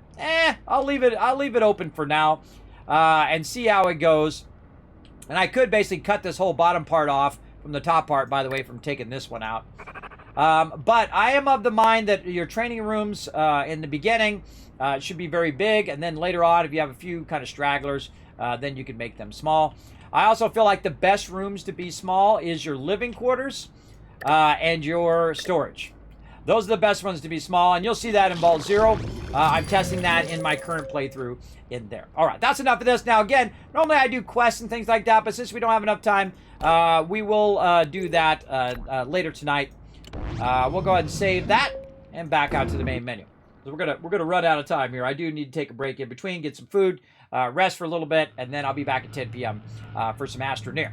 Okay, so that is Vault 52. Now let's go to Vault 45. Again, this is the Vault 45. It has run for over 2,700 days. That's 7.5 real-life years, everybody. It's the longest game I've ever played continuously without stop. And here it is, the mighty Vault 45. Now, 45 has a lot of stuff going on, everybody. So let's go ahead and first check out the people coming in the vault door. Look at them all. Look at them all chilling out in their power armor, everybody. You know, as you do. Now, these are not just power armor, everybody. This is the best power armor in the game. That's right. The Mark 6 X01. The X01 is one of my favorite power armors, by the way. He's also got himself a little friend, Goblin. Oh, we forgot to assign that pet, too. We'll do that next time. But as you can see here at the bottom, that's as much as I can carry. I better head back and show the Overseer what I found. So my people are so built up in this particular vault that they actually find max loot and automatically return to the vault for me. So what I do is I sell the common items. Otherwise, you just get overwhelmed with loot, everybody. And then we collect. Sell. Okay. Now, we're just going to bring in as many people as we can. I love this moment, everybody. It's like my favorite moment in the game where you're just beast moding it right there. Right. Now, look how many caps I have right now. I had about 3,000. Now I have 100,000. And we're going to bring them in. And again, I could just start grabbing them. And this is what I was doing earlier. I forgot that this is an easier way. I could just grab them and drag them. But the easier way, just go in here to your clipboard. The one from over here. And then you get them up here. Go by job. They're on coffee break. And then you just go ahead and grab them like that. Way easier. Then I'll go to the next room down. Again, this is what these rooms are. Notice this is very familiar, right? Very familiar with the thing. Hold on, I got Farragul's coming in. But very familiar in that vault that we just did. And see, sometimes I put this room as the weapons room too. But I like to try different things as well. All right, here they go. They're coming in. Now, again, this vault is very built up, so these guys are going to do some massive damage. I suggest to pre-click your people. You might also want to pull Mr. Handy over here ahead of time. Look how long it takes for them to get through the vault door. There we go. All right. Doesn't seem like a lot when you're doing it, but it does add up over time. Look how much damage that dude is taking. Boom. Now, you can't heal Mr. Handy, by the way. You just got to wait for him to die and then fix him. I'd love to see a repair kit. And then right after the event, heal your people in the vault door or heal the people who are defending if you've got the stem packs, which I do, right over there. Again, their goal is to defend the thing. One's got the nuke, the MIRV, and the other one, of course, the mighty Dragon Maw. They both have pets. He's got Mango, which is +2 damage. And over here, we've got Lakoi, who also is +2 damage, right? So they're helping out with that damage in the vault room. Now, I did get the question, and let me go back to it over here in the chat. Let me go back to it and find it in my chat. Let's find it. Oh, and 1,000 Kids Cats, by the way, for that great question previously about the currency, and then a great question about what is my favorite pet right there. I'm going to show you, everybody. His name is Muttface. I love a good mutt anyway. And here he is, right here, everybody. He's a good puppy doing his thing. Let's level all these people up. Now, Muttface here is insanely OP. Why is he insanely OP? Because it's minus 30% training time, but he continuously helps the person train. That means the people who has Muttface, right here, Tom, who's chilling out now here in the athletics room, his athletics was 1. And I just put him in there, and it is now all the way up to 7. And I just put him in there yesterday. So he basically will continuously train without you having to go back in the vault and click it. That's why he's so OP. If you have an animal that does that has continuous training, you have got the most powerful animal in the game. Incredibly powerful, everybody. So now you can put your dwellers in there and let them train up and come back in a day or two, and guess what? They're maxing that stat. Then you put them in another one, maxing their stat. Now, I'd love to have one for every single dweller in which I'm trying to level up right now. That would be amazing, because then I could just let them all run. But that one I naturally got from a lunchbox, including all the other pets. Now, I do have a lot of pets, everybody. Again, if we go into the pet thing here, we just say all pets, you can see that I've got an absolute ton of them in the vault right there. I got a ton of those pets. As well as, by the way, I got a bunch of legendaries in this particular vault. I've got some defenders. We got Boa here and C4. But also, we got Mr. Burke in there. We got the Mighty Three Dog, one of my favorite characters in Fallout. Of course, working the radio room, as he should be. We got Butch in the background here. We got Jericho as well, hanging out, kitty kitty. We got Pip of the Dead, who's a person in my chat. And you, by the way, these are people I put in this vault 7.5 years ago. That's right. They've been in the vault 7 years. Doing a good job. Then over here, of course, we have Star Paladin Cross, the Mighty Piper from Fallout 4, of course. Sarah Lions, and of course, the Elder Lions as well. Those are all legendaries, right? My legendaries like to hang out at the top of the vault. Sometimes I put them elsewhere, but I put them right there for now. So there you go. So again, easy way to pull your peeps to the top is simply to go ahead and click on the room. I'm trying to click on the room. There we go. Click on the room. Click right here. They're on coffee break. Call them. Oop, I pulled one too many there. I pulled that guy who should be over here making some stuff. Now, if you want to check out somebody who's got some serious amount of loot, everybody, and I am the Wasteland Tycoon, called the Wasteland Tycoon for a reason. These are all my low-level stuff. You're like, Kismet, you don't have very much stuff. That's right, man. It's because I usually sell entire stacks of that low-level stuff. That's so I can have more room for this stuff, everybody. I got 243 gold watches. Those are legendary. 88 military duct tape, 26 bitter cups. We've been using those up. Guile hides, you get the idea. And one of the ones that really use a lot of is chemistry flasks right there. So I've got a great amount of those. So I am on a Dragon Maw making spree over here as well. And you can see that this one is the same way. So we'll have them make some Dragon Maw. Now this uses 20,000 caps every time you make one of these. So I'm going to go legendary. I'm going to say, I got to watch out because some of these look the same. Dragon Maw, there we go. And down here, I think I have enough for another one. Both in resources and in caps. And there we go. So all of those peeps are making Dragon Maw. And again, what you want to do is make those commander outfits. Let me check my inventory. There we go. Make those +7 commander outfits and just switch all of these people. Now, by the way, everybody in this vault who is not a Mega Dweller right now has max all stats. I've already trained them all to max. And eventually I will kick them out of the vault too. Because my Mega Dwellers will replace everyone because they will have much higher HP. But you want to go in here and look at, like, look, even if I put her in the power armor, she's going to have +5, and that means that Dragon Maw is only going to take a day and 20 minutes. And that's about as fast as it'll go. I've seen it a little less than that, like right here, 23 hours, but it's usually about a day. This one's 15 hours. This one's already been running. That one's already been running, I think. Or did I just start that? I don't know. But if you can get everybody in here with max strength and max outfits. Oh, I forgot to name those other people too. As well. There we go. Chris Gorman there. Did I put this guy in an S7? Let's put him in there. See, what I'm supposed to do is rename them right away. Otherwise, I forget, and then I have to come back and double check every single dweller in there. Let's see. We get him a +7. No. Let's go snag one from down here. Who's got a +7 down here? This guy. Or actually, we just put him up there. Oops. I hate it when I misclick like that. Let's just put him up here. Huh. Why would he take less than what's up there when there's a 5 up there? Maybe he doesn't have a 5. Maybe he has 7. No, he has 5. Oh, see, it's not taking into account his outfit. Let's move him down there. And then let's get this girl again. Because she's +7. And get her back in there.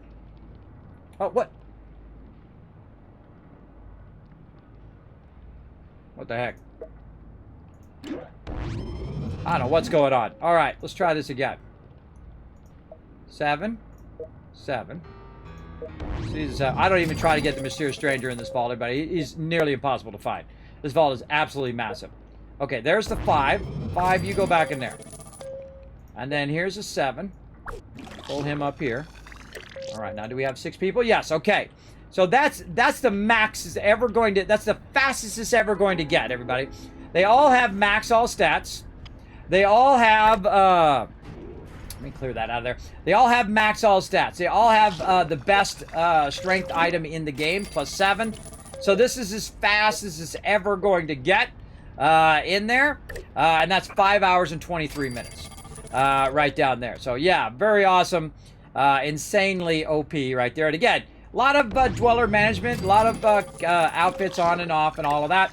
But again, let's get any other slackers who are walking around, just chilling out in the vault. Nobody else. All right.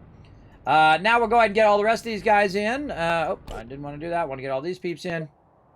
Sell those commons. Let's go.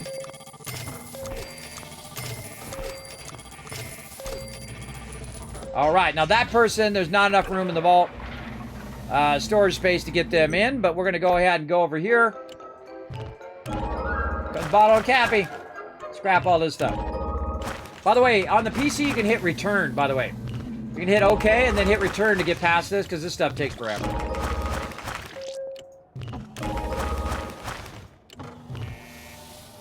Okay, now my inventory's full. Now I can't even scrap. So I got to start selling some stuff. Now, when I run out of room, everybody, I just start selling this low-level stuff for caps. Like this. Why? Because I'm not using it. I'm using the legendary stuff. Do not sell those, everybody. Those are very valuable.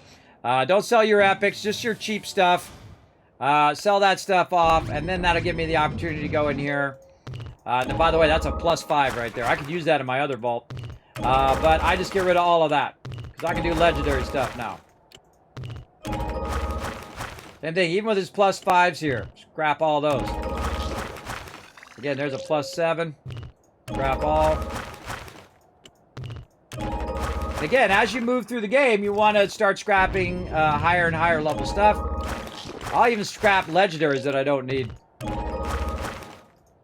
I love the fact that they made it where you can do all of them at once, though. That's very helpful. I still feel like this takes too long. What I'd like to do is have the ability to tag them all and say, this one, this one, this one, this one, this one, scrap them all. Boom. That would be a lot less tedious, I think. That would be awesome. Now, earlier on in the vault, you would love to have all of these. But now, I'm at the end. I'm way at the end. In fact, I'm way beyond the end, everybody. I'm like 7 years in on this particular vault. And even those +5s, bye-bye. Just try to get more room in my vault. And I could add more stuff as well. But, and there we go. So we got +7s. We even got the original Santa suit, by the way. That's a Halloween or a Christmas event. You can see all the rest are +7s. And now I've given myself at least somewhat room in there. But of course, by doing that, I actually just got a bunch more of this junk. So I need to get rid of that again, too. There we go. Now I've got some room to bring in more stuff. Oh, that's, there we go. I like to sell the common stuff, because otherwise it would just take like an hour and a half to get that done. Now a lot of this stuff is going to be duplicate because I've already got all this stuff before. This stuff and way beyond. I'm back. Hi, Chad. Hey, Foggy, what up? You have a cat with those characteristics? Awesome! I thought you meant Buttface, not Mudface. Mr. Twitch. I could rename him to Buttface. I could if I wanted to. Yeah, Muttface, as in mutt, as in a doggy. I did not name him Muttface, by the way. That was his default name. All right. You can name your pets if you want to, I believe, if I'm remembering correctly. Let's see. Can we rename the pet? Winston. Yeah, you can rename him if you want to. Let's you just, what you do is you click on the pet, and it comes up with a window. You click on his name at the top. Uh-oh, uh-oh, uh-oh, uh-oh, up!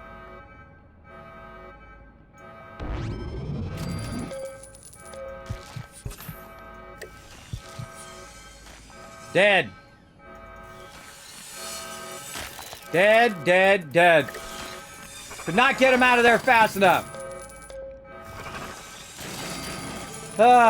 See, that scrolling drives me crazy, everybody. See that scrolling where it was scrolling me all over the place? And I was trying to click the people, and it was like, I'm gonna pull you all over here in the middle of this big event that's gonna kill your dwellers. And I can't even click on it because it's moving the camera while I'm doing it. It's one of the biggest drawbacks of the game. It's one of the things I absolutely feel like they should fix. But that's okay if they die, everybody. I got the caps. I'll just re-res them. They didn't level up. That's the important part. I don't want them to level up. All right, where's this guy going? Oh, he's over here now. Mr. Handy's fighting him. Now, the Rad Scorpions are the toughest thing in the game because they bounce around to different rooms, and you never know where they're going to go. I forgot to level these guys up. Now, what he'll do after a while is he'll go to another room. He'll tunnel himself. God, come on, scroll. Now, these guys are some of my best dudes, so they'll go in there and they'll wipe them out. There we go. And they're the only ones who are going to get the XP for it. Alright, now what happens sometimes too is you can't scroll. You see what happened there? When it was jumping things, I tried to scroll, and it would just go like that, and it won't even move. So very, very frustrating. But now he's eating up a lot of my power, so I gotta get my peeps on point here. I forgot to click all my peeps here. These are all my mega dwellers. What does this guy need? How about perception right there? There you go. And again, you want to clear all those guys so they keep on training down there. Now, look at this. See, top side of my vault is off. I would highly suggest that you don't wait for Mr. Handy to collect it, that you collect it yourself now. And that's why you want to kill that guy as quick as possible. But by the time I drag people down to him, he's already moved on. So he's very, very difficult to kill. Now, one of the things I can do is the second this reactor comes up down there at the bottom, it's got about 2 seconds left. I'm going to go ahead and click that one, click this one, and because my people are so high level, there's only a 10% chance that they're going to fail, which is the lowest chance you can do. So I can go ahead and rush it again. Rush that one. And then click this one. This one's got 12 seconds left. Now, of course, the more you rush it, everybody, it does up your chance. Now you're 20% chance of having an event. And sometimes having an event is worse than just collecting the resources. But in my case, my people are OP, so I'm going to go ahead and just take a shot at it. And even if they do fail, they can kill whatever it is that's going on. And so I go around and I do every single one when I'm trying to catch up. Once I have my people, you know, their max strength and that they have an outfit at +3, +5, or +7. I think a bunch of these people, these are all +7s down here. I think everybody down here is +7 in all of their outfits, which is amazing. That's a lot of hard work right there, everybody. A lot of hard work. And also, these guys go so fast, by the way, it's like every minute they bring up the power. Now, I do have another power area. There we go. Now our stuff's back on again. So I have this whole power area together. Now, could I do more power to make it go faster? Absolutely. But I don't really need to because these people are holding down the fort down here. And you can see I've already caught back up again where my vault's going to be running. Now, let's just go ahead and take a look. Again, 20%. Let's do this one. I think that was the one I just collected. Now, again, if it does fail, you got to remember, these are some of my toughest people in the vault. And they got some pretty decent weapons. Oh, they spawned one of the worst ones, the Rad Scorpion. Now, I started healing them ahead of time, everybody. I started healing them ahead of time. Now, if you are going to rush a room, I suggest to have the people in that room be real strong. Right here, we'll go ahead and check that one. We'll check this guy. I'll go in and I'll just heal him up. I got plenty of step backs and routaways. Like that. Just in case they get attacked again. And then also what happens, because it's a Rad Scorpion, he literally countered what I just did. He countered my ability. Now, I don't think the Rad Scorpions should spawn in there myself. I think the Rat Scorpion is the worst of it in the game. It's very, very difficult. Now, see this guy walking around right here? That's because he died. He should be back over here doing his thing. Let's see, where did I pull him out of? I think strength. So there's somebody else walking around because 2 of them died. So if I go over here and look under coffee break, one of my Mega Dwellers, Amber here, is wandering around. Get her back in strength training over there. And again, so that also Mr. Handy will go ahead and collect that, but I feel like it's much faster if you just rush it yourself, if you want to take the chance like that. And there we go. And now we'll just go ahead and just click it when it comes up. And it will take time for me to backlog all of that power again. If I log out of the game, it'll still run for about a minute, but it'll still stay on once we get that power above this. We just have to have that above that so it's not turning the top of my vault off, which is slowing down my Dragon Maw and all of that. Now, this is also something I was talking about where your power's way down here, right? Your power's way down here. So it's not keeping this online here. Now, one thing I would want it to do is turn off all the rooms at the bottom of the vault. So your power rooms, as I've kind of come to discover, is that your power rooms, you should put your food down right here. The reason why you want your food here is to create a barrier between the bottom part and the top part. So if stuff starts down here, it'll work its way up and then hit that part and keep all your training above that. That's my new style. And then up here at kind of like halfway up in all of this, that's where you want to put your power room. Because if I had it halfway up right now, what it would do is all of this stuff would stay on. I'm going to ignore that. All of that stuff would stay on there as well. All right, so that's going to take care of itself because Mr. Handy's going to go back and forth and catch me back up there.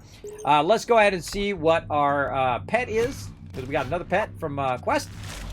Who do we get? We got Moose, so plus 58%. Wasteland Junk. Awesome.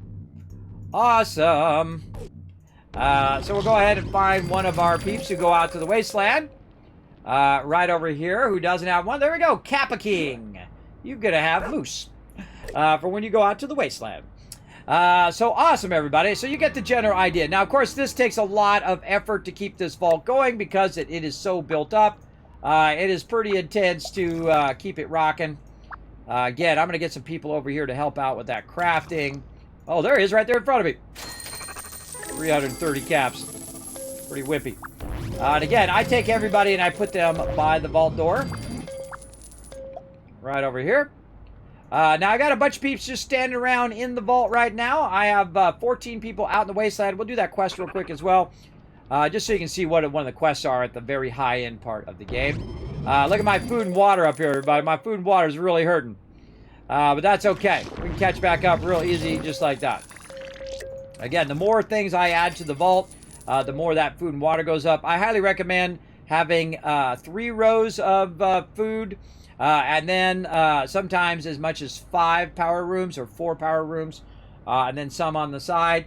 I'm revamping this right now, and I'm going to move these eventually down here. But I have to get the cash for that right now, so I'm going to save up some cash.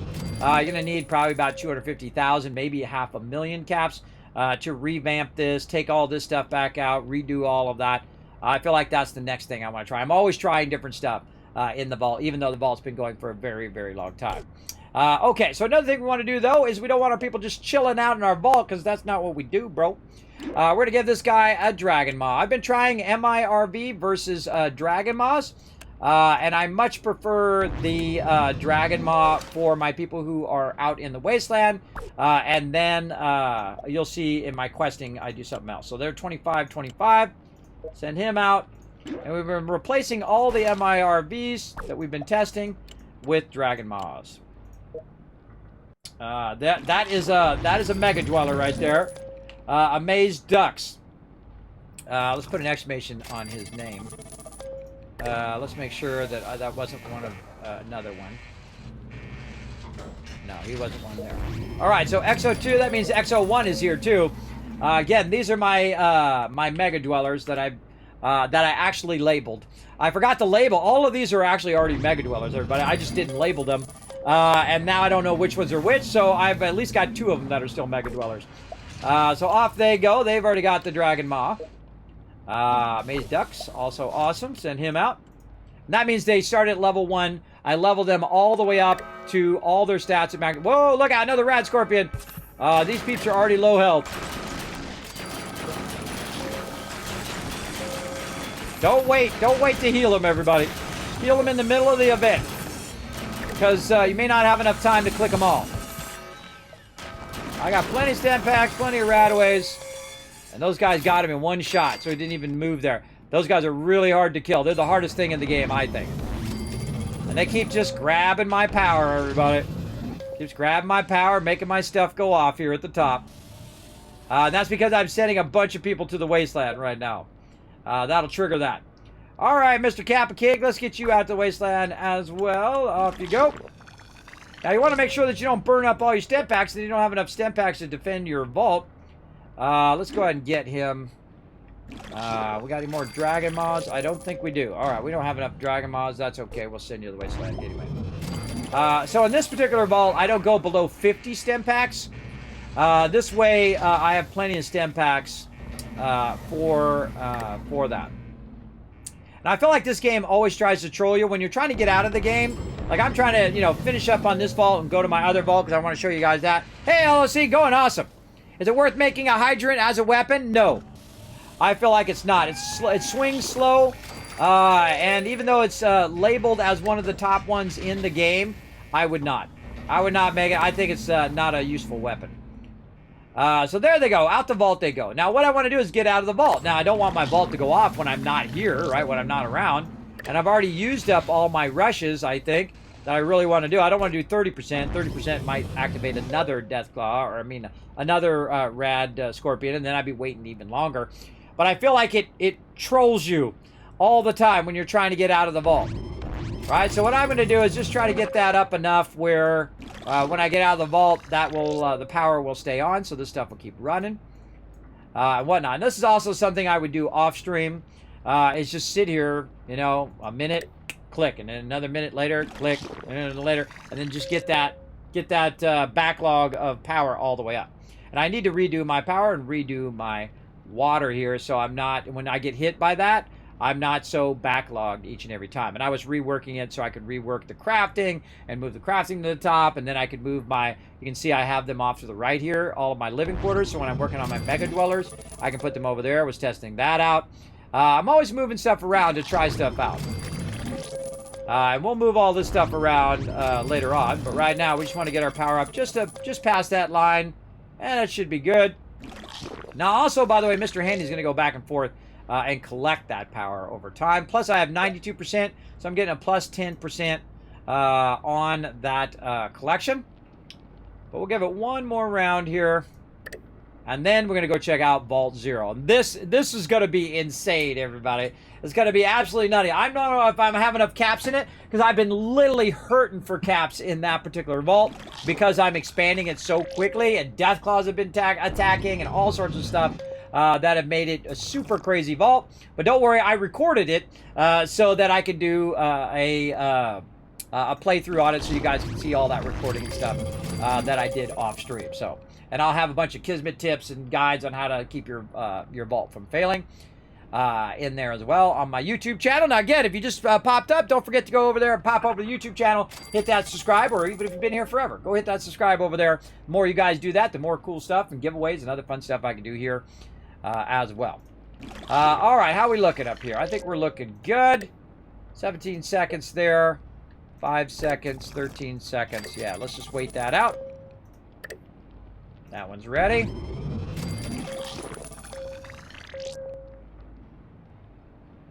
We'll get these other three. You got that one for me. That was nice of them. And there we go. All right. Now, normally I would go all the way back up to maximum. Oh, wait. We got to do that quest. I was going to show you a quest in this level, too. All right. You can see that I have 3 people. They're all in power armor. They all have high-end weapons, and they all have a pet. Right? Each of them have a pet. So let's go ahead and go in here for a weapons run. Now, there's different quests that are common that you can do every single week. There's, like, weekly quests. There's, like, you know, Lose Your Head, which is one that's very common, where you go in and you answer questions about Fallout 4. And if you get them wrong, then they attack you. Now, sometimes these take a really long time at this level, but we'll see how it goes. And I can't remember if this is a high in one or a low in one. We'll find out here in a second when we attack the first mob. Oh yeah, this is a high in one. How do I know it's a high in one? Because when I attack, they barely took any damage. Now, as you can see, 2 of them have the Dragon's Maw, and 1 of them has the MIRB. So this person's hitting both of them at the same time, and the other 2 are shooting the other 2, right? And there we go, very quickly took them out. But he did take a bunch of damage. Look how much damage he took on the first round of mobs. I don't like to let their health go low in case they get a lucky crit in or something, and my peeps die, so I keep their health up. All right, next one. And I set it up so I'm down here now, by the way, everybody, so you can see the thing now. There we go. Well, that's because I've been reworking it there, Amethyst Laney. I'll rework it. I used to have it, by the way, where it had 5 power rooms and had the water and food room all the way across. But again, I'm always revamping my stuff. I'm always trying new things. All right, let's go over here. Now, see how these guys took a lot of damage? And then with the nuke, that third person took only a little bit of damage, right? And I got criticals, but not worth using it, everybody. Not worth using it on that guy. I'll save it. She's about to get triple teamed by all these other peeps. My Hill DW Testman there. Again, if they get below half health, I typically heal them in these quests, because you don't want to lose somebody. But if you lose one of your people in some of these quests, you will not finish. You will not do the whole thing. All right, here we go. Boom. Later, sucker.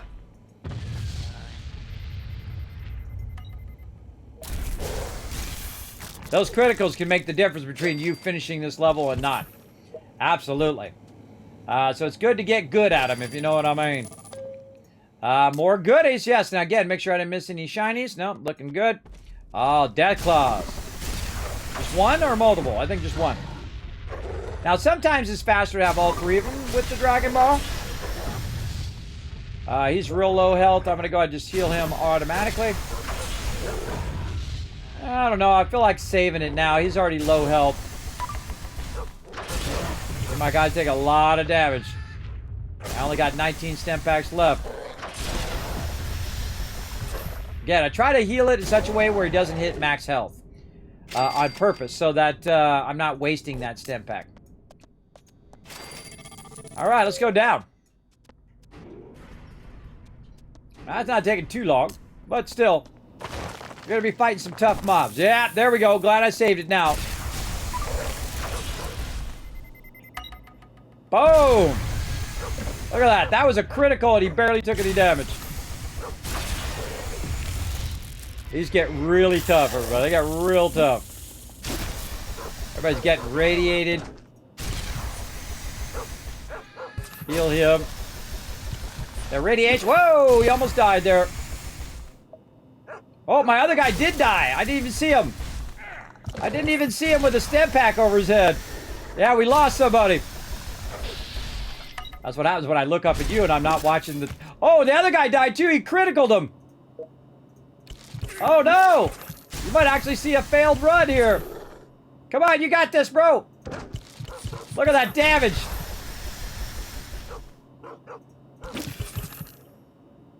I'm going to get this one last guy. There we go. Why did I agree to do this? I don't know, bro. I don't know. Now, I lost 2 people. That's it. That thing is over. What I wanted to show you was how incredibly hard these things are. Right? So, basically, that mob one-shotted that guy. And there was no way I was going to heal some of those guys. I didn't even see the step back come up. That's why I pre-healed them. I would not keep going, everybody, because those are the people you're going to see. You're going to have one guy. You're going to burn these other 5 stem packs like nothing. Just give up on the quest. Just get out of there. Forget that. We're out. Right? So that's just too tough, especially when you're not paying attention. If I was paying attention, I could have done that. If I was paying attention and went dump and just try to keep his health at maximum the whole time on all 3 of them, I could have done it. Now, it's going to cost me 1,000 cats, but I'm fine. I can also retry the quest if I want, or I can just recall them. I'm going to recall them back and give them a different quest. If you do get a quest that's just super hard, you can't get through it, just recall back and just take another quest. Those are usually daily quests, by the way, that sometimes get way too hard. And again, that happens when you get up to the super high level that I'm at. Even with the best weapons in the game, with stacks of stem packs and power armor, you still can't get past that stuff. I know, right? Bananas got owned on that one. But that's okay. I brought it back. They're fine. Okay, now speaking of dead peeps, let's see if we got any other dead peeps we need to res. Nope. I think we're good. All right. And I can't get out because I gotta wait for the Pharaoh ghouls now. I swear, every time I try to get out of the vault, this happens. An event happens. And that was happening to me for like 6 hours yesterday. I was trying to work on Vault 0. And every time I try to get out of the vault, something would happen. It would be like interrupted, there'd be a fire, there'd be something that would drain all my resources, and then I'd have to build the resources back up again. Then it would drain it again, and then I'd build it back up. In fact, I was doing it so long that the people that I had coupled up started having babies. I was doing it for hours and hours.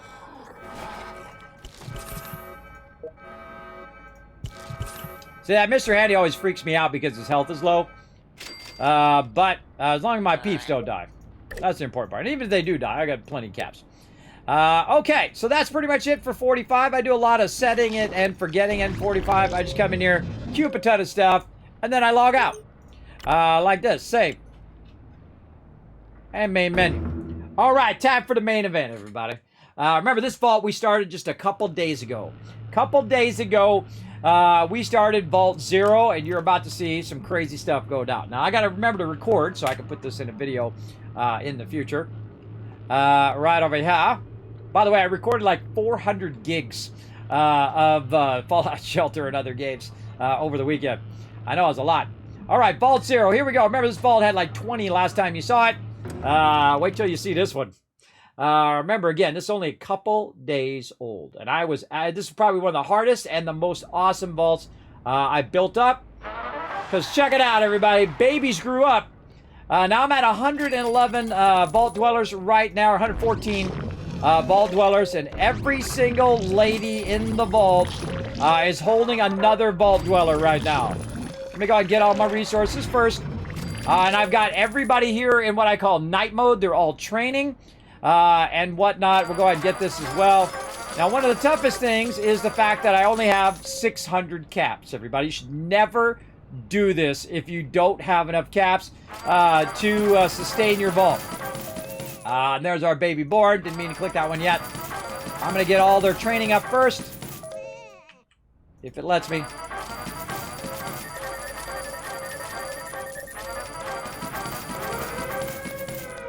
And here comes in some raiders. Now, one of the things that I discovered, everybody, you know what's the best thing to put right here? The luck room.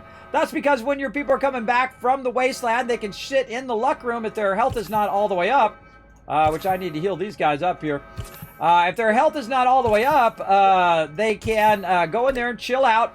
And then also if their luck is not maximum, they can go in there and get their luck up when they're not in the wasteland. So I think that's my new favorite top room. Right now.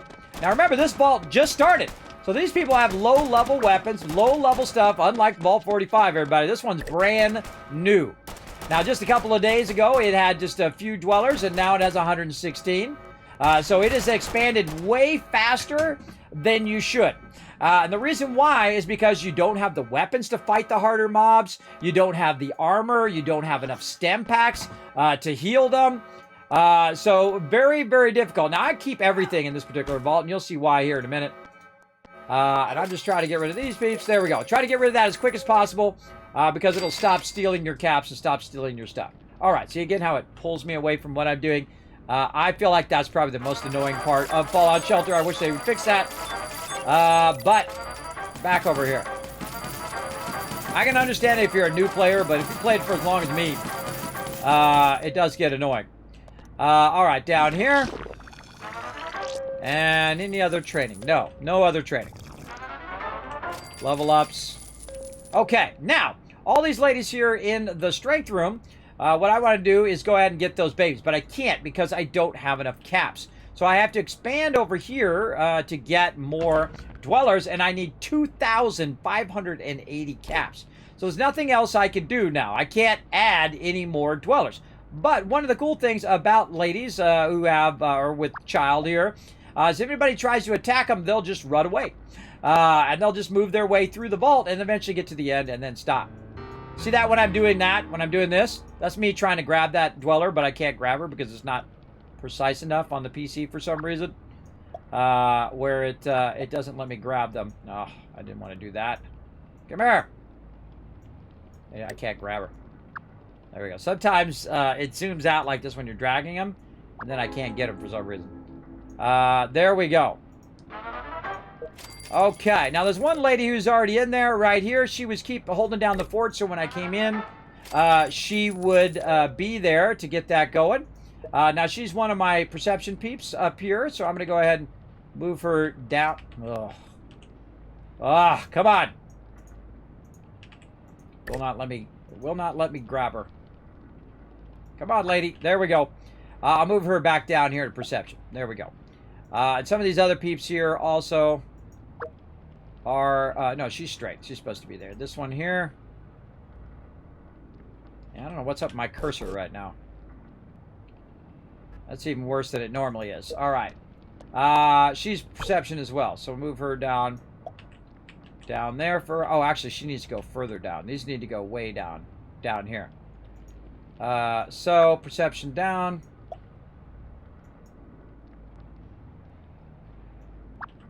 Perception down. And then this one here. Fault is making it really hard. I think it's because she has the baby. I think it's the baby. Get all these resources going. And whatnot. You can see I'm building very vertical in this vault. And that's because it's cheaper and easier to do vertical. Okay, and the reason why I was pulling people out of that room is because I want to grab these ladies here. If I can get them. And move them back into their actual production room. Nope, it's too difficult. All right. So to get more cash, of course, we've had some people out in the wasteland. We don't want to sell the common items in this case because this is an early vault. So we'll go ahead and collect. We'll say collect here. And now we've got some caps. Because luckily I sent them out to the thing and then I haven't sent them back. But now we got a problem of we have too much stuff, right? Now we're going to go ahead and set our limit of a weapon that's 5 or above. It must go up, the high end of it must be 5. So we'll go ahead and sell those. And now our outfits, we can start to clear our outfits, but we haven't got to max vault yet. I would not clear your outfits until you are max vault. The reason why is because you can go through all of your people here, at least you can try, and make sure that they do have a better outfit, right? Like here, if we can find some +3 outfits, we could use those. But if worse comes to worst, you're just going to have to sell some of that stuff. And that's what I'm going to do. Anything that's a +1, we'll go ahead and just sell this. This is a +1. It has good endurance, but we're just going to sell those. These are all +1s out of there. These are +3s. This has charisma 2, which is great, but agility 1. So those would be the first ones I get rid of. Same thing here with the officer's outfit. We'll get rid of that because we do have some +3s and +3s there. We have a +2 here, which is good.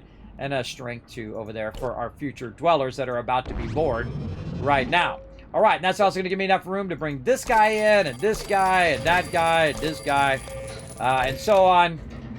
And I've kind of timed it just enough where I can go ahead and get these recipes, but also so I can go ahead and get enough to do living quarters. Right there. Now, eventually you want to upgrade these living quarters. But I've been specifically not upgrading them so that the amount of mobs that come in are not as tough. One of the things, the more people you add, the more food and water and all of that stuff you'll need. And you'll have to keep that going. You have to really keep it going on this one, which is just so mass expanding. Way too fast, everybody. This is how I've actually lost some of my vaults in the very beginning when I first started. As I expanded too much. But I wanted to see... If I coupled up every single lady in the vault, every single time I came in here, could I keep the vault going? And this is one of the biggest expansions ever. I don't even know how many people that is. We started at 114, I think. We're already now 12 up. And now we can't do any more again because we're out of room. So we want to go down here, make an elevator. Right there. We're going to have to take that rock out. And then we're going to need 3,320 to add more. But for now, some of our people have been fixed, so we can put them back into the food room so they can get their food going. Now what they're doing is they're training over here. Yeah, it's definitely because it has that icon over their head. What they do has been training over here. So these people right here are nearly max agility. And when they hit max agility, everybody, I'll go down here and I'll grab the people who are down here and put them in agility. And I'll actually probably move the agility room right next to them down here. And again, all we want to do now is build up some cash. We also have... I can't click on anything today.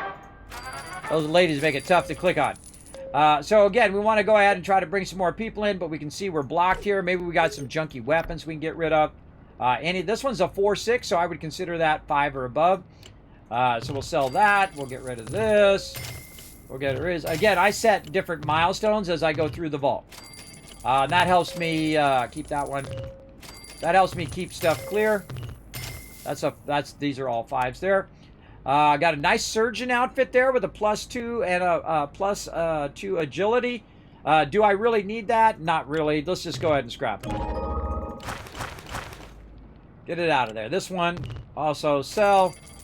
More radiation suits, sell. I don't scrap it in the early game, that stuff. +2s, +2s, +3s. And again, now I'm just keeping anything with a +2.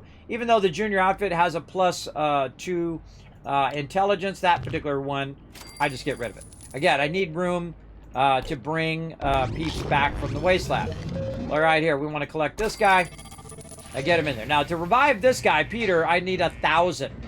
Though he's got lots and lots of loot, and he has 3,000 caps. But it's going to be a while till he comes back in the vault, so I don't want to use my caps on that right now.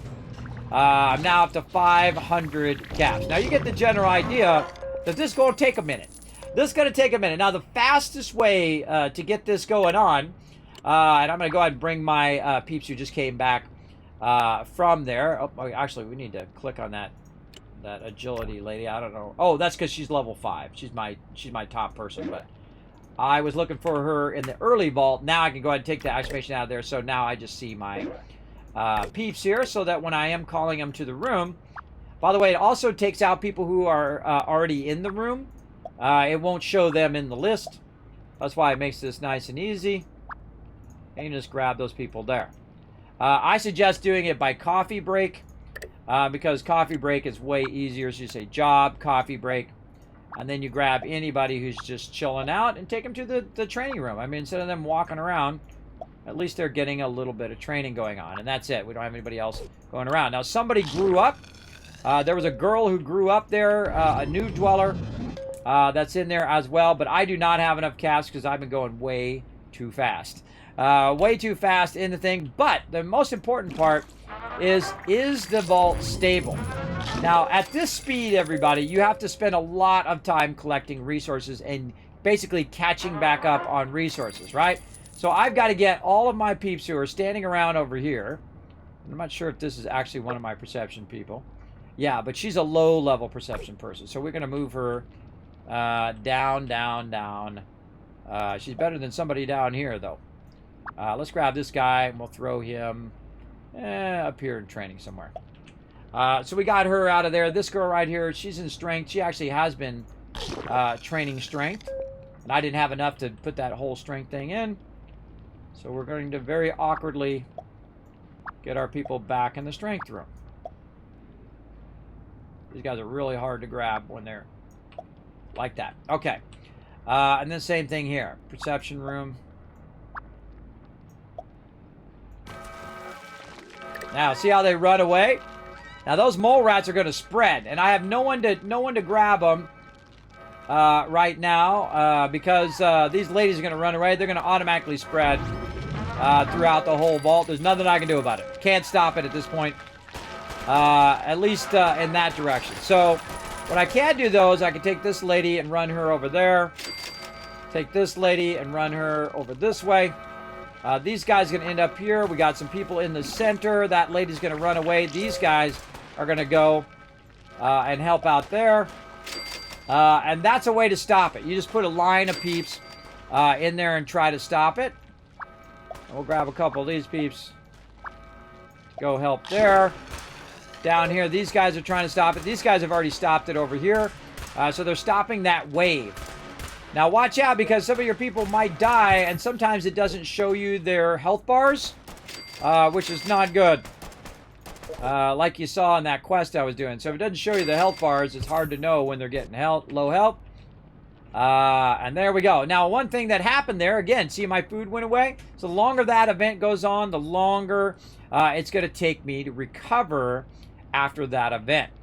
And that's why I have a lot of people doing a lot of stuff right over here. And again, we'll put that over there. Like so. That lady's getting in my way. Lady!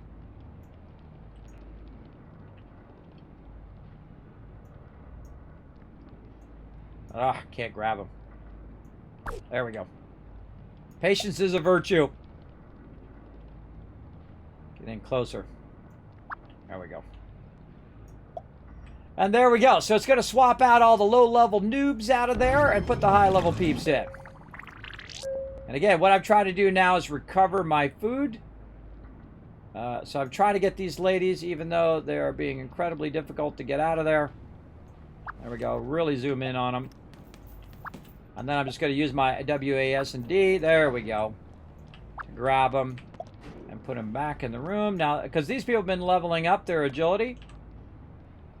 I feel like these sit-up ones are the toughest. What are you doing sit-ups for anyway? What are you doing sit-ups while you're pregnant? That's crazy. And then over here. And then that's going to pull that other guy out. He was just there so that when I came back the next time, we'd be good to go. All right, now here's the mysterious stranger. We definitely have to find the mysterious stranger, and it's getting tougher and tougher because this vault's getting really big. So first thing, vault door. Check the elevators. Also, he is louder if you're closer. There he is right there. Found him right there in the corner. It's going to give me 360 toward there. So what we need to do is we need to sit here and basically collect these resources enough to where we can make more of these children be born. Now, if you look right here, well, I'm at 126. This is 1, 2, 3, 4, 5, 6, 7, 8, 9, 10, 11, 12, 13, 14, 15, 16, 17, 18, 19, 20, 21, 22, 23, 24, 25, 26, 27, 28, 29, 30, 31, 32. So let's say 30 more roughly right there. Plus we already did 12, so that's like 42, 45. We'll just round up. That was 45 dwellers being born all at the same time, everybody. That is an incredibly great way of destabilizing your vault. Oh, some of these people over here did not make their way to the perception room. Let's get them over here. Get in there, ladies. There we go. Now, you might notice that most of my production is also based with the ladies there, as well as we'll go ahead and get some of these guys. Now, just so happened to work out that the some of these guys here happen to have high intelligence, so I put them in the intelligence room because they cannot go out into the wasteland. Now, I also have a problem of I don't have enough cash to revive my people in the wasteland. And these are some of the issues you're going to run into for sure. Now, what I would do is I would just go like this, zoom all the way out, and just spend the time and basically just keep clicking this stuff, right? If you're going this fast, you definitely have to do it. Now, the real thing that's going to tell you whether your vault's going to fail is your stats. I'm producing 100 power. I'm using 38. So as long as I keep the power going, I'll be fine. I'm producing 76 food, and I'm consuming around 40. So that's good. 67 at this size vault is a little close, in my opinion, because this is actually 40, and this 60, so that's within 20. But if you want it to go faster, you got to make that number higher, right? How do you make that number higher? Well, you train your people up. That's why I have all these training rooms. So when I'm not in the game, I can just go there. Now, my goal right now is just to get enough to have these kids born, as well as to bring my people back from the wasteland. Now, if there's anybody out there still running and they're low health, we could try to grab them, but I think most of these people are probably dead because I started them yesterday. Let's see if anybody's still hanging in there. Nope, all of them are dead. And all of these peeps, that guy is, that's 1,000, that's another 1,000, 2,000, 3,000, 4,000, 5,000, let's say, 6,000. Let's say that's 7,000. So that's over 7,000 caps to res them and bring them back to my vault. And you got to be real diligent with clicking, otherwise those numbers don't mean a thing. If you see that those numbers say that, hey, you're getting more than you're given, then you got to be Johnny on the spot clicking all this stuff. Now, I highly recommend not doing what we're doing right now. Can you name the vaults? You can name them the number, but you can't name them like, you know, Tycoon HQ or something like that. You can name them the number, though. It'd be kind of cool if it was up here at the top, right? You could click on it and name it. But you get to call it whatever number you want. Like my current vaults that I'm working on, of course, my original Vault 45, Vault 52, and we're doing... Oh, and I missed out on Mysterious Stranger there.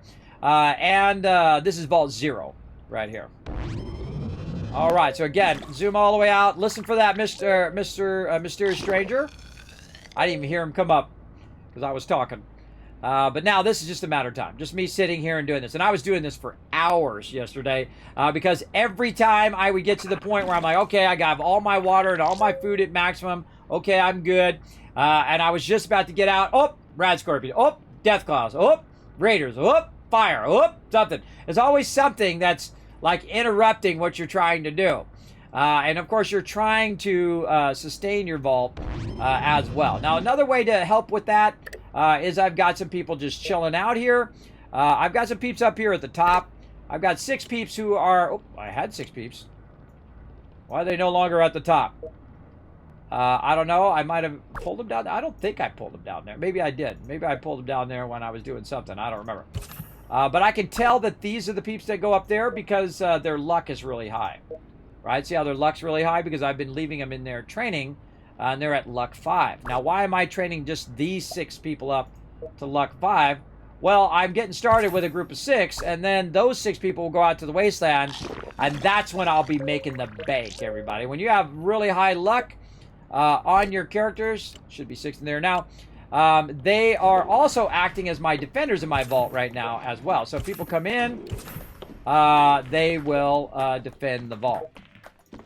We'll get their health up, too, because they get attacked again. And you can see I don't have that many stem packs, either. So I'm running out of stem packs. That's because I literally have 1 stem pack room down here. Right here. And that's still 1 minute and 26 seconds. We've been letting it run all this time. That stem pack room takes a really long time to get. Of course, upgrading your rooms helps a lot. But again, you need caps for upgrading. You need all of that. I feel like if you're hurting for caps, the first thing you should do is get a luck room and just park about 6 of your wasteland peeps in that room and just let them do nothing but train. Try to sustain the vault while they're training. It's really tough when you have a lot of dwellers. But as you can see, I'm catching up because I have more going. Now, also, when their happiness is higher, of course, you're getting that boost. Why is my people so happy? That's because I just coupled them all up before this. And they go up to 100% happiness when you do that. So very, very useful. Now, another thing I can do to make this go a little bit faster is we can get the people out of the vault, right? These are my wasteland peeps. This is number 12. So I'm going to grab him. I'm going to run him out of the vault. I'm going to give him 3 stem packs and 1 rataways. That's what I do early game. Later on, I'll give him 10 and 3. And then I'll give him 25 and 10. 25 stem packs, 10 rataways. So if we get these people out of here, they're going to stop eating the food from the vault. Now, some people I will send with stem packs and rataways, and some people I'll just send. Oh, there's that Mysterious Stranger again. Mysterious Stranger has been literally funding this entire vault. And he wasn't so loud, so he might be down toward the bottom. But sometimes also I'm zoomed out. So what I'm doing is holding down. There he is, right there in the center. So he's been funding this whole vault. Otherwise, without getting the Mysterious Stranger, everybody, there's no way that this vault would be able to stay expanding and stay going. Uh-oh, here we go. Now I'm going to show you a cool trick, everybody. Watch this. Now these guys are just going to get owned. So I'm going to go ahead and pull them out of this room. They're just going to get absolutely owned because these Deathclaws are way too tough for them. So I'm going to pull everybody out of the room. Like that. Now, if you pull everybody out of the room, what's going to happen is those Deathclaws are going to go down. And so what I can do is go ahead and pull the people who are down here back up here to the top part. And sure, we can try to kill them, but we don't have the stem packs for it. So we're just going to pull everybody out of there, up to there, and then the Deathclaws will go to the next room. I can pull them into the vault door. I can get a hold of them. Move this guy down. And then now they're going to go here, but I'm going to pull these guys up here. And again, these guys just came back from the wasteland. So they're already damaged. Pull them up there. And so on. Right? And you're like, well, Kismet, that's a lot of work. It is. But wait until you see what happens on the next level.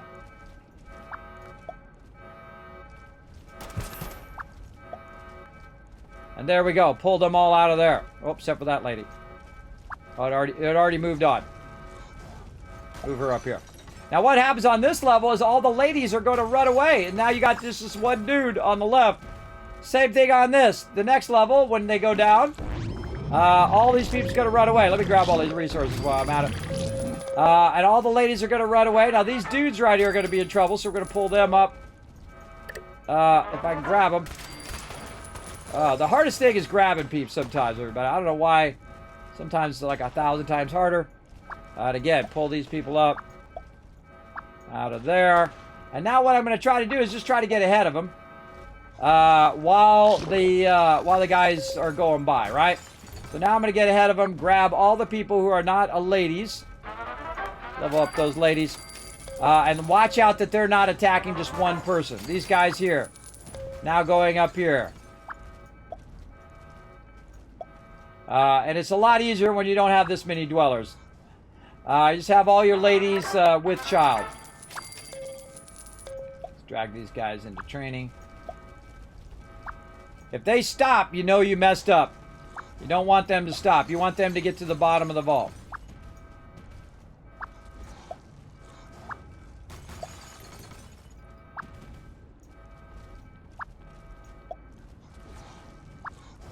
It's really hard to grab these guys when they're moving, too.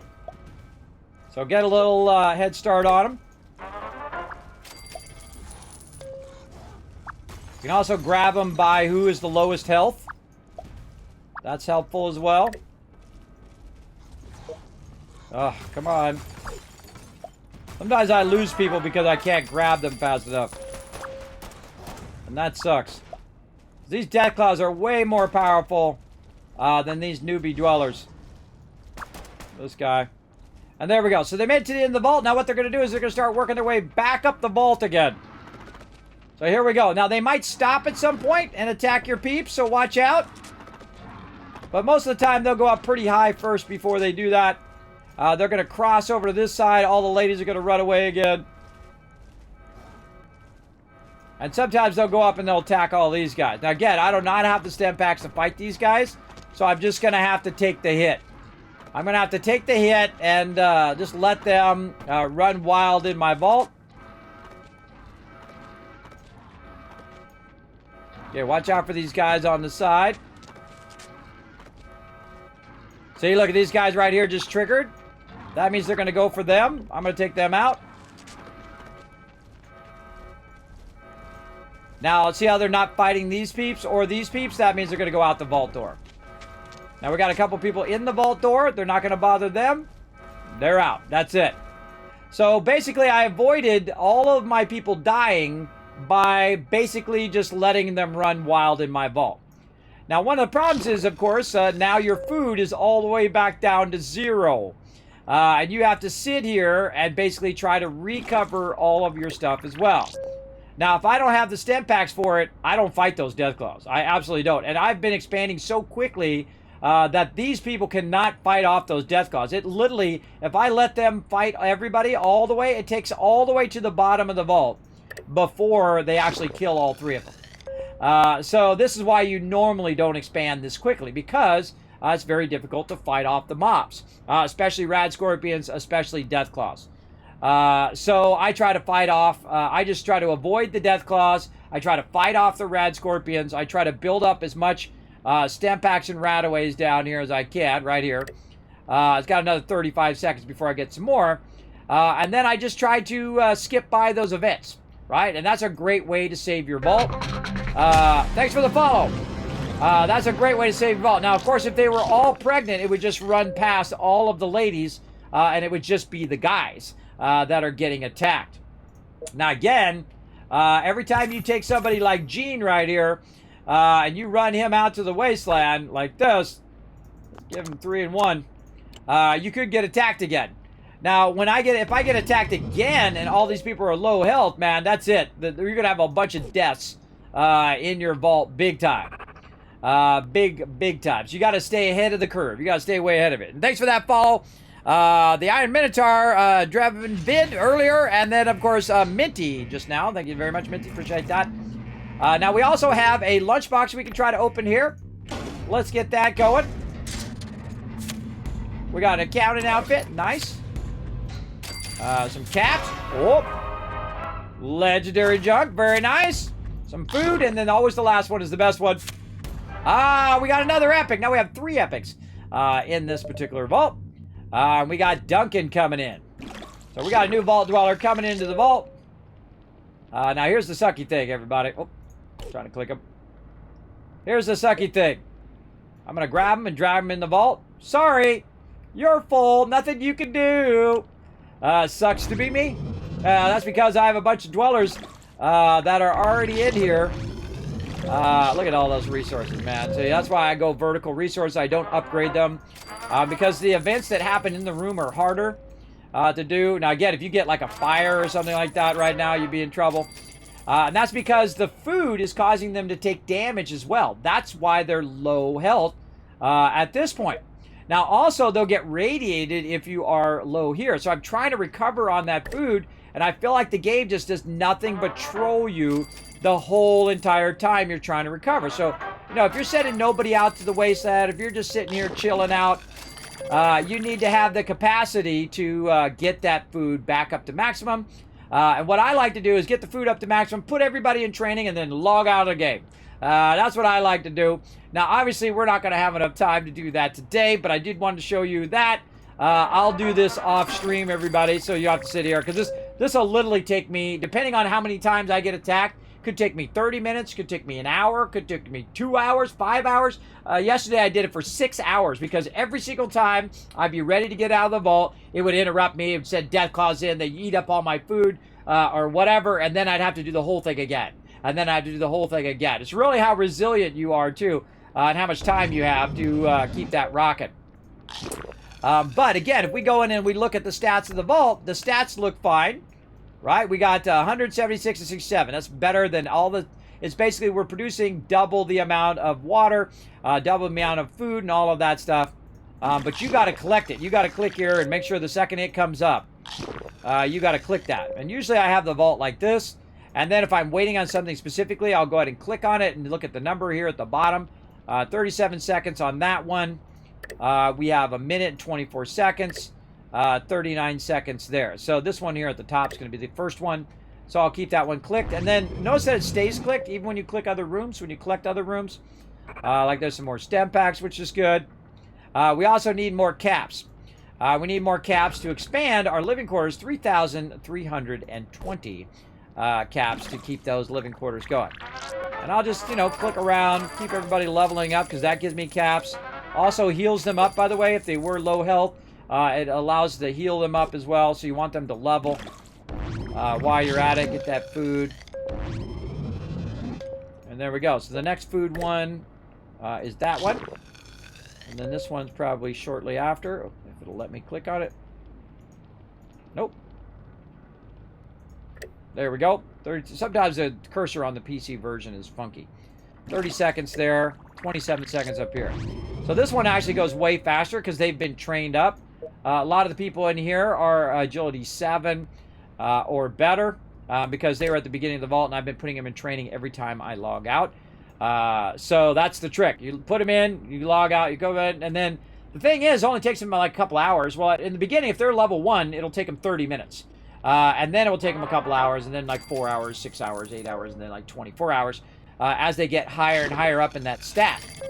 But say they were all level 1, and you put them in training, you can come back in 30 minutes, boom, and they'd all be level 2. And then they'd all be level 3, and 4, and 5, and so on as you work your way up. And our goal here is to see if we can get our stuff going. Now, I could rush the room. Now, you don't want to rush the room. No, if it's going to let me. No, there we go. You don't want to rush the room if all the ladies are pregnant in the room because they'll run away. Or also, you don't want to rush the room if they are low health, which they all are. So I definitely don't want to trigger an event in there if they're low health. Do I want to heal these peeps? I could. Right? The people who are the most drastically low health. Oh, wait. We want to get Mysterious Stranger. All right. Again, vault door. Look there first. Look around that corner. And then look around the general area where you just were. Zoom in a little bit. Click and hold down the mouse. I was doing a good job of spotting him. I think I got him like 20 times in a row yesterday. There we go. Got him again. That's because, again, I know the places where he normally hides. The vault door, the elevators is a common one. He likes to hide back in these little corners here. So every time you find him, just remember that spot in which you found him last time and look at those spots first. Because he's pretty consistent in the way that he spawns as well. All right, we're at 37, 347. All right, we got it. Boom. All right, more babies can be born. And more ladies can help defend the vault. Let's go. Now, this thing always scrolls you to the top of the screen. It's really annoying when you're clicking people way down in the bottom of the vault. But we're going to get as many peeps as we can. We're going to see if we get this guy in. Yeah, there we go. Now, he's got really high intelligence right here, Roy Duncan. I'm also going to label him so I know that he is one of my... by the way, I've got my caps lock on. He is one of my elites. Now, of course, I will eventually get rid of him because I want my elder peeps in. But I'm going to send him to the intelligence room first. There we go. More rataways, more stem packs. And the reason why I'm going to send him to the intelligence room first is that he's going to be very close to max intelligence, right? And so if I just let him run for the next 12 hours, he's going to be super OP. He's going to be level 8. And then I let him run for another 20 hours or so, and then he'll be level 9, and then another 24 hours, and then he'll be max level. Then I can just park him in the stem pack room, and he'll be one of my most powerful people in the stem pack room. So you're investing in those particular people. Now, one of the people I do want to invest in to get them out of the vault, again, is my people going out to the wasteland. So once I have enough stem packs, come on. Those sit-up people are tough. So 3 and 1 here in the early game. Again, I just started this vault recently, everybody. All right, let's see if we get any more ladies. And there we go. So we can't do any more. We have 100 caps. That's not good, everybody. Do not expand your vault when you have 100 caps. I am doing it the hardest way you could possibly doing it by just doing nothing but expanding from the very beginning of the vault. Now, one of the things I need to do is I need to calculate how close I am to max dwellers. Right now I'm at 134, so I don't want to make them pregnant past max dwellers, or that'll be bad. So I'm at 134. So 1, 2, 3, 4, 5, 6, 7, 8, 9, 10. Can't click on that lady. There we go. That's 3, 4, 5, 6, 7, 8, 9, 10. That's 20.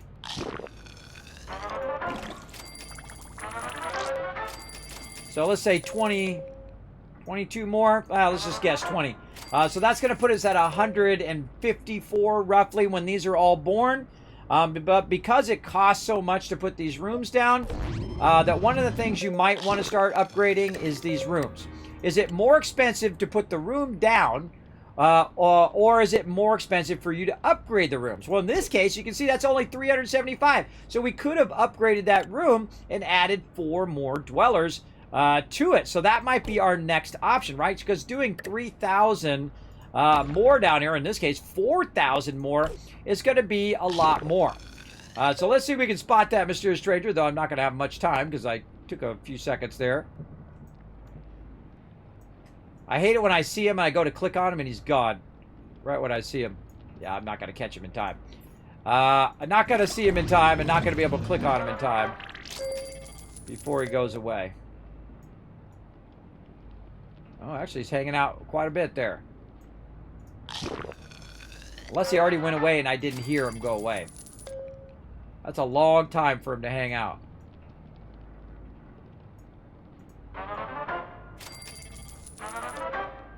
Yeah, I don't think he's still there because he would have gone away by now. And some other sound was over the top of his sound going away. Okay. We're getting there. We're catching up. And there we go. We've caught back up again. Again, that's why I have so much production. These are all level 1 rooms. Now, obviously, you'd want to go level 2 and level 3 rooms because actually those are less expensive than upgrading, but they are harder. So you're going to have harder events. So you have to trade off, do I want harder events or do I want less caps? In this case, I'm trying the less caps method. I'm trying the not upgrading method, sorry, not the less cap method. The less cap method would be if I went and upgraded this, because it would be 500. But if I create another diner over here, it's going to be 325 times 3, so that's 900. That's going to be, so it's actually more expensive for me to make more rooms than it is to think. But then again, I have plenty of dwellers to sit in those rooms, right? I got plenty of peeps that I cannot send out to the wasteland because I can only send a maximum amount in the wasteland. Now, eventually, we want to res our people in the wasteland. We'll work on that, but that's going to take time. It's going to take time clicking on the mysterious stranger to try to recover those caps, clicking on your peeps, leveling up your peeps, and so on. So at this point, this is what I would suggest to do: is I would start to upgrade your various rooms right here to make those so you can have more dwellers in there. So that's what I'm going to start doing. Now, by the way, you see I left 4 rooms there on purpose, and I'm going to leave them in the long run. I'll probably take this storage room out of here eventually and put like a rat-away room there. And I'll use this luck room until all of my people who are currently going out to the wasteland are maximum luck. And then I'll take that room out and make it into like a stem pack room or maybe radio room. I would probably do stem pack room, I think. But I've been having that radio room there to test it to see if it would help my my dwellers who are just training, my mega dwellers. And it doesn't seem to be working. It seems to be a useless room. The other thing you can do with the radio room, of course, is get people in. Yeah, Vault 111. You absolutely can name it Vault 111. I've done so. I know you can because I've done it before. And don't worry, yours does not conflict with other people. So you can name it whatever you want, even if someone else has it. All right, I heard him. Let's find him. No, I don't want to zoom in. I want to deselect.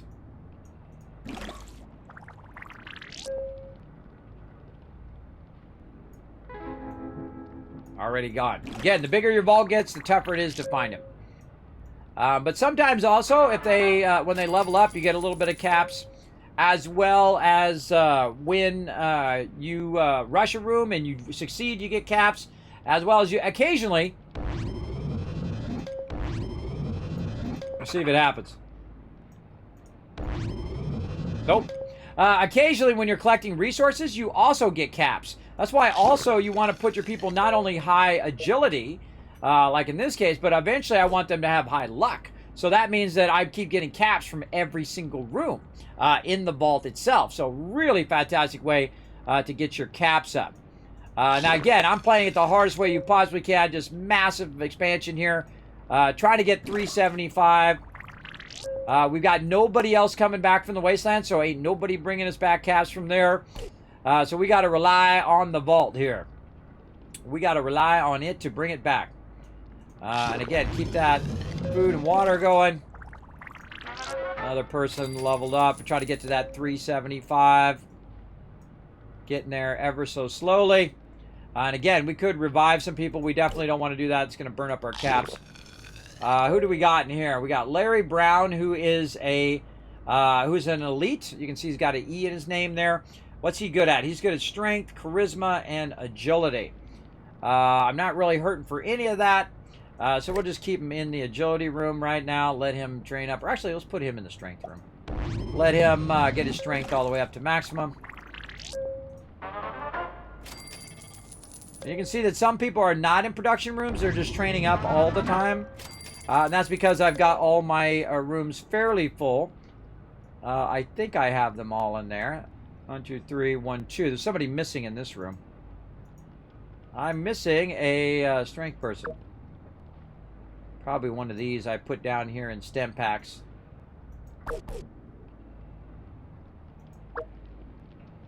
Now she's I2. I2 means intelligence 2. There's somebody over here who should be in strength. So I usually do them in groups of 6.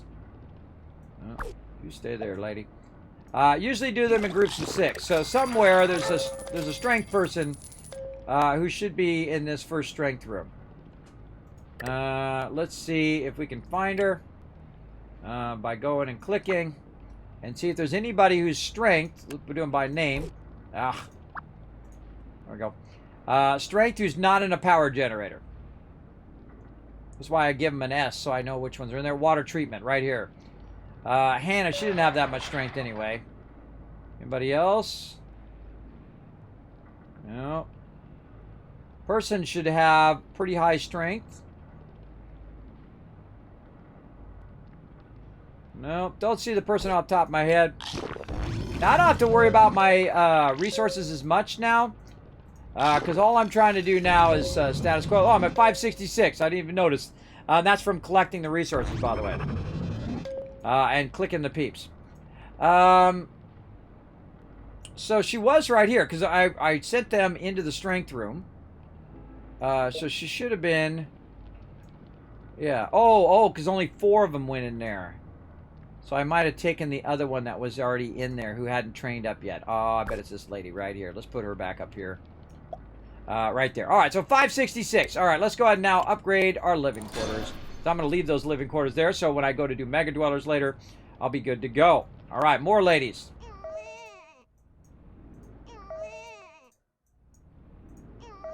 Now, once you do this, everybody, you can now defend your vault with your ladies as well. And there we go. That's as much as I can do. Now, remember, every one of these rooms is going to be the same cost. So the actual cost of it's not going to go up. The cost is going to stay the same if you're doing each individual room. So it's a great way to actually save money in the long run is to have multiple of those rooms that you can upgrade when you need to. Now, again, with that 3,000 caps that I used down there, I could have saved a lot by just upgrading these. But one of the things when you're putting dwellers down, by the way, when you're putting down the living quarters over here, is that they sustain a certain amount. They actually sustain more than what the upgrade is most of the time. And again, when you merge them together, it's even better. But in this particular playthrough, I'm just going to go ahead and do them on the side. I like trying different things as I play through. And again, just trying to earn those, earn those caps by hanging out. Next going on my throat. I just took a drink of water. I feel like allergies kicking in. All right, so we got that going, and that's pretty much it. That's all I really need to do. Now, I don't have enough caps, so I could sit here and build up a bunch of caps, especially if I found Mysterious Stranger. I could also res some people, and they could bring some caps back, but they're not bringing that many caps back.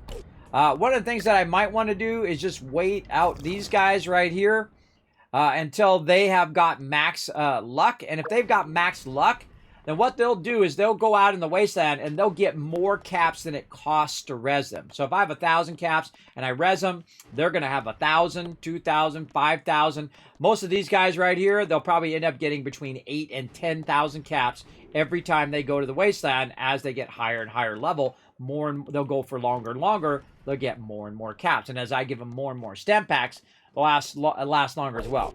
Also, you might notice that a lot of these peeps are starting to get automatically healed. And that's because our food and water is at maximum. As long as you keep that food and water maximum, they will slowly heal. And then if any radiation, they will also get that radiation back. But what I want to do is go into night mode. Now, night mode is pretty tough. You got to be quick. You got to not have an event hit you in the middle of it, or you'll be doing all of this again. And since I don't have enough time to do that right now, normally I would, but it takes a minute. And then by the time I get it going, so some event might come in and screw us over. So we're going to immediately just save. and jump out, and I will come back, and I will do that later when I have more time. We'll do that later tonight after my next stream, because I've only got about an hour until my next stream. So what I'm going to do is just go ahead and take a break, and we might as well just keep going. We'll just go ahead and take a break. I'm going to let you guys play some stuff here on stream, some words on stream in the chat. Then I'll be back in an hour, and we'll be doing it again all night long. So we gotta go get that going on. All right. So here we go, everybody. I'm gonna go ahead and set this up.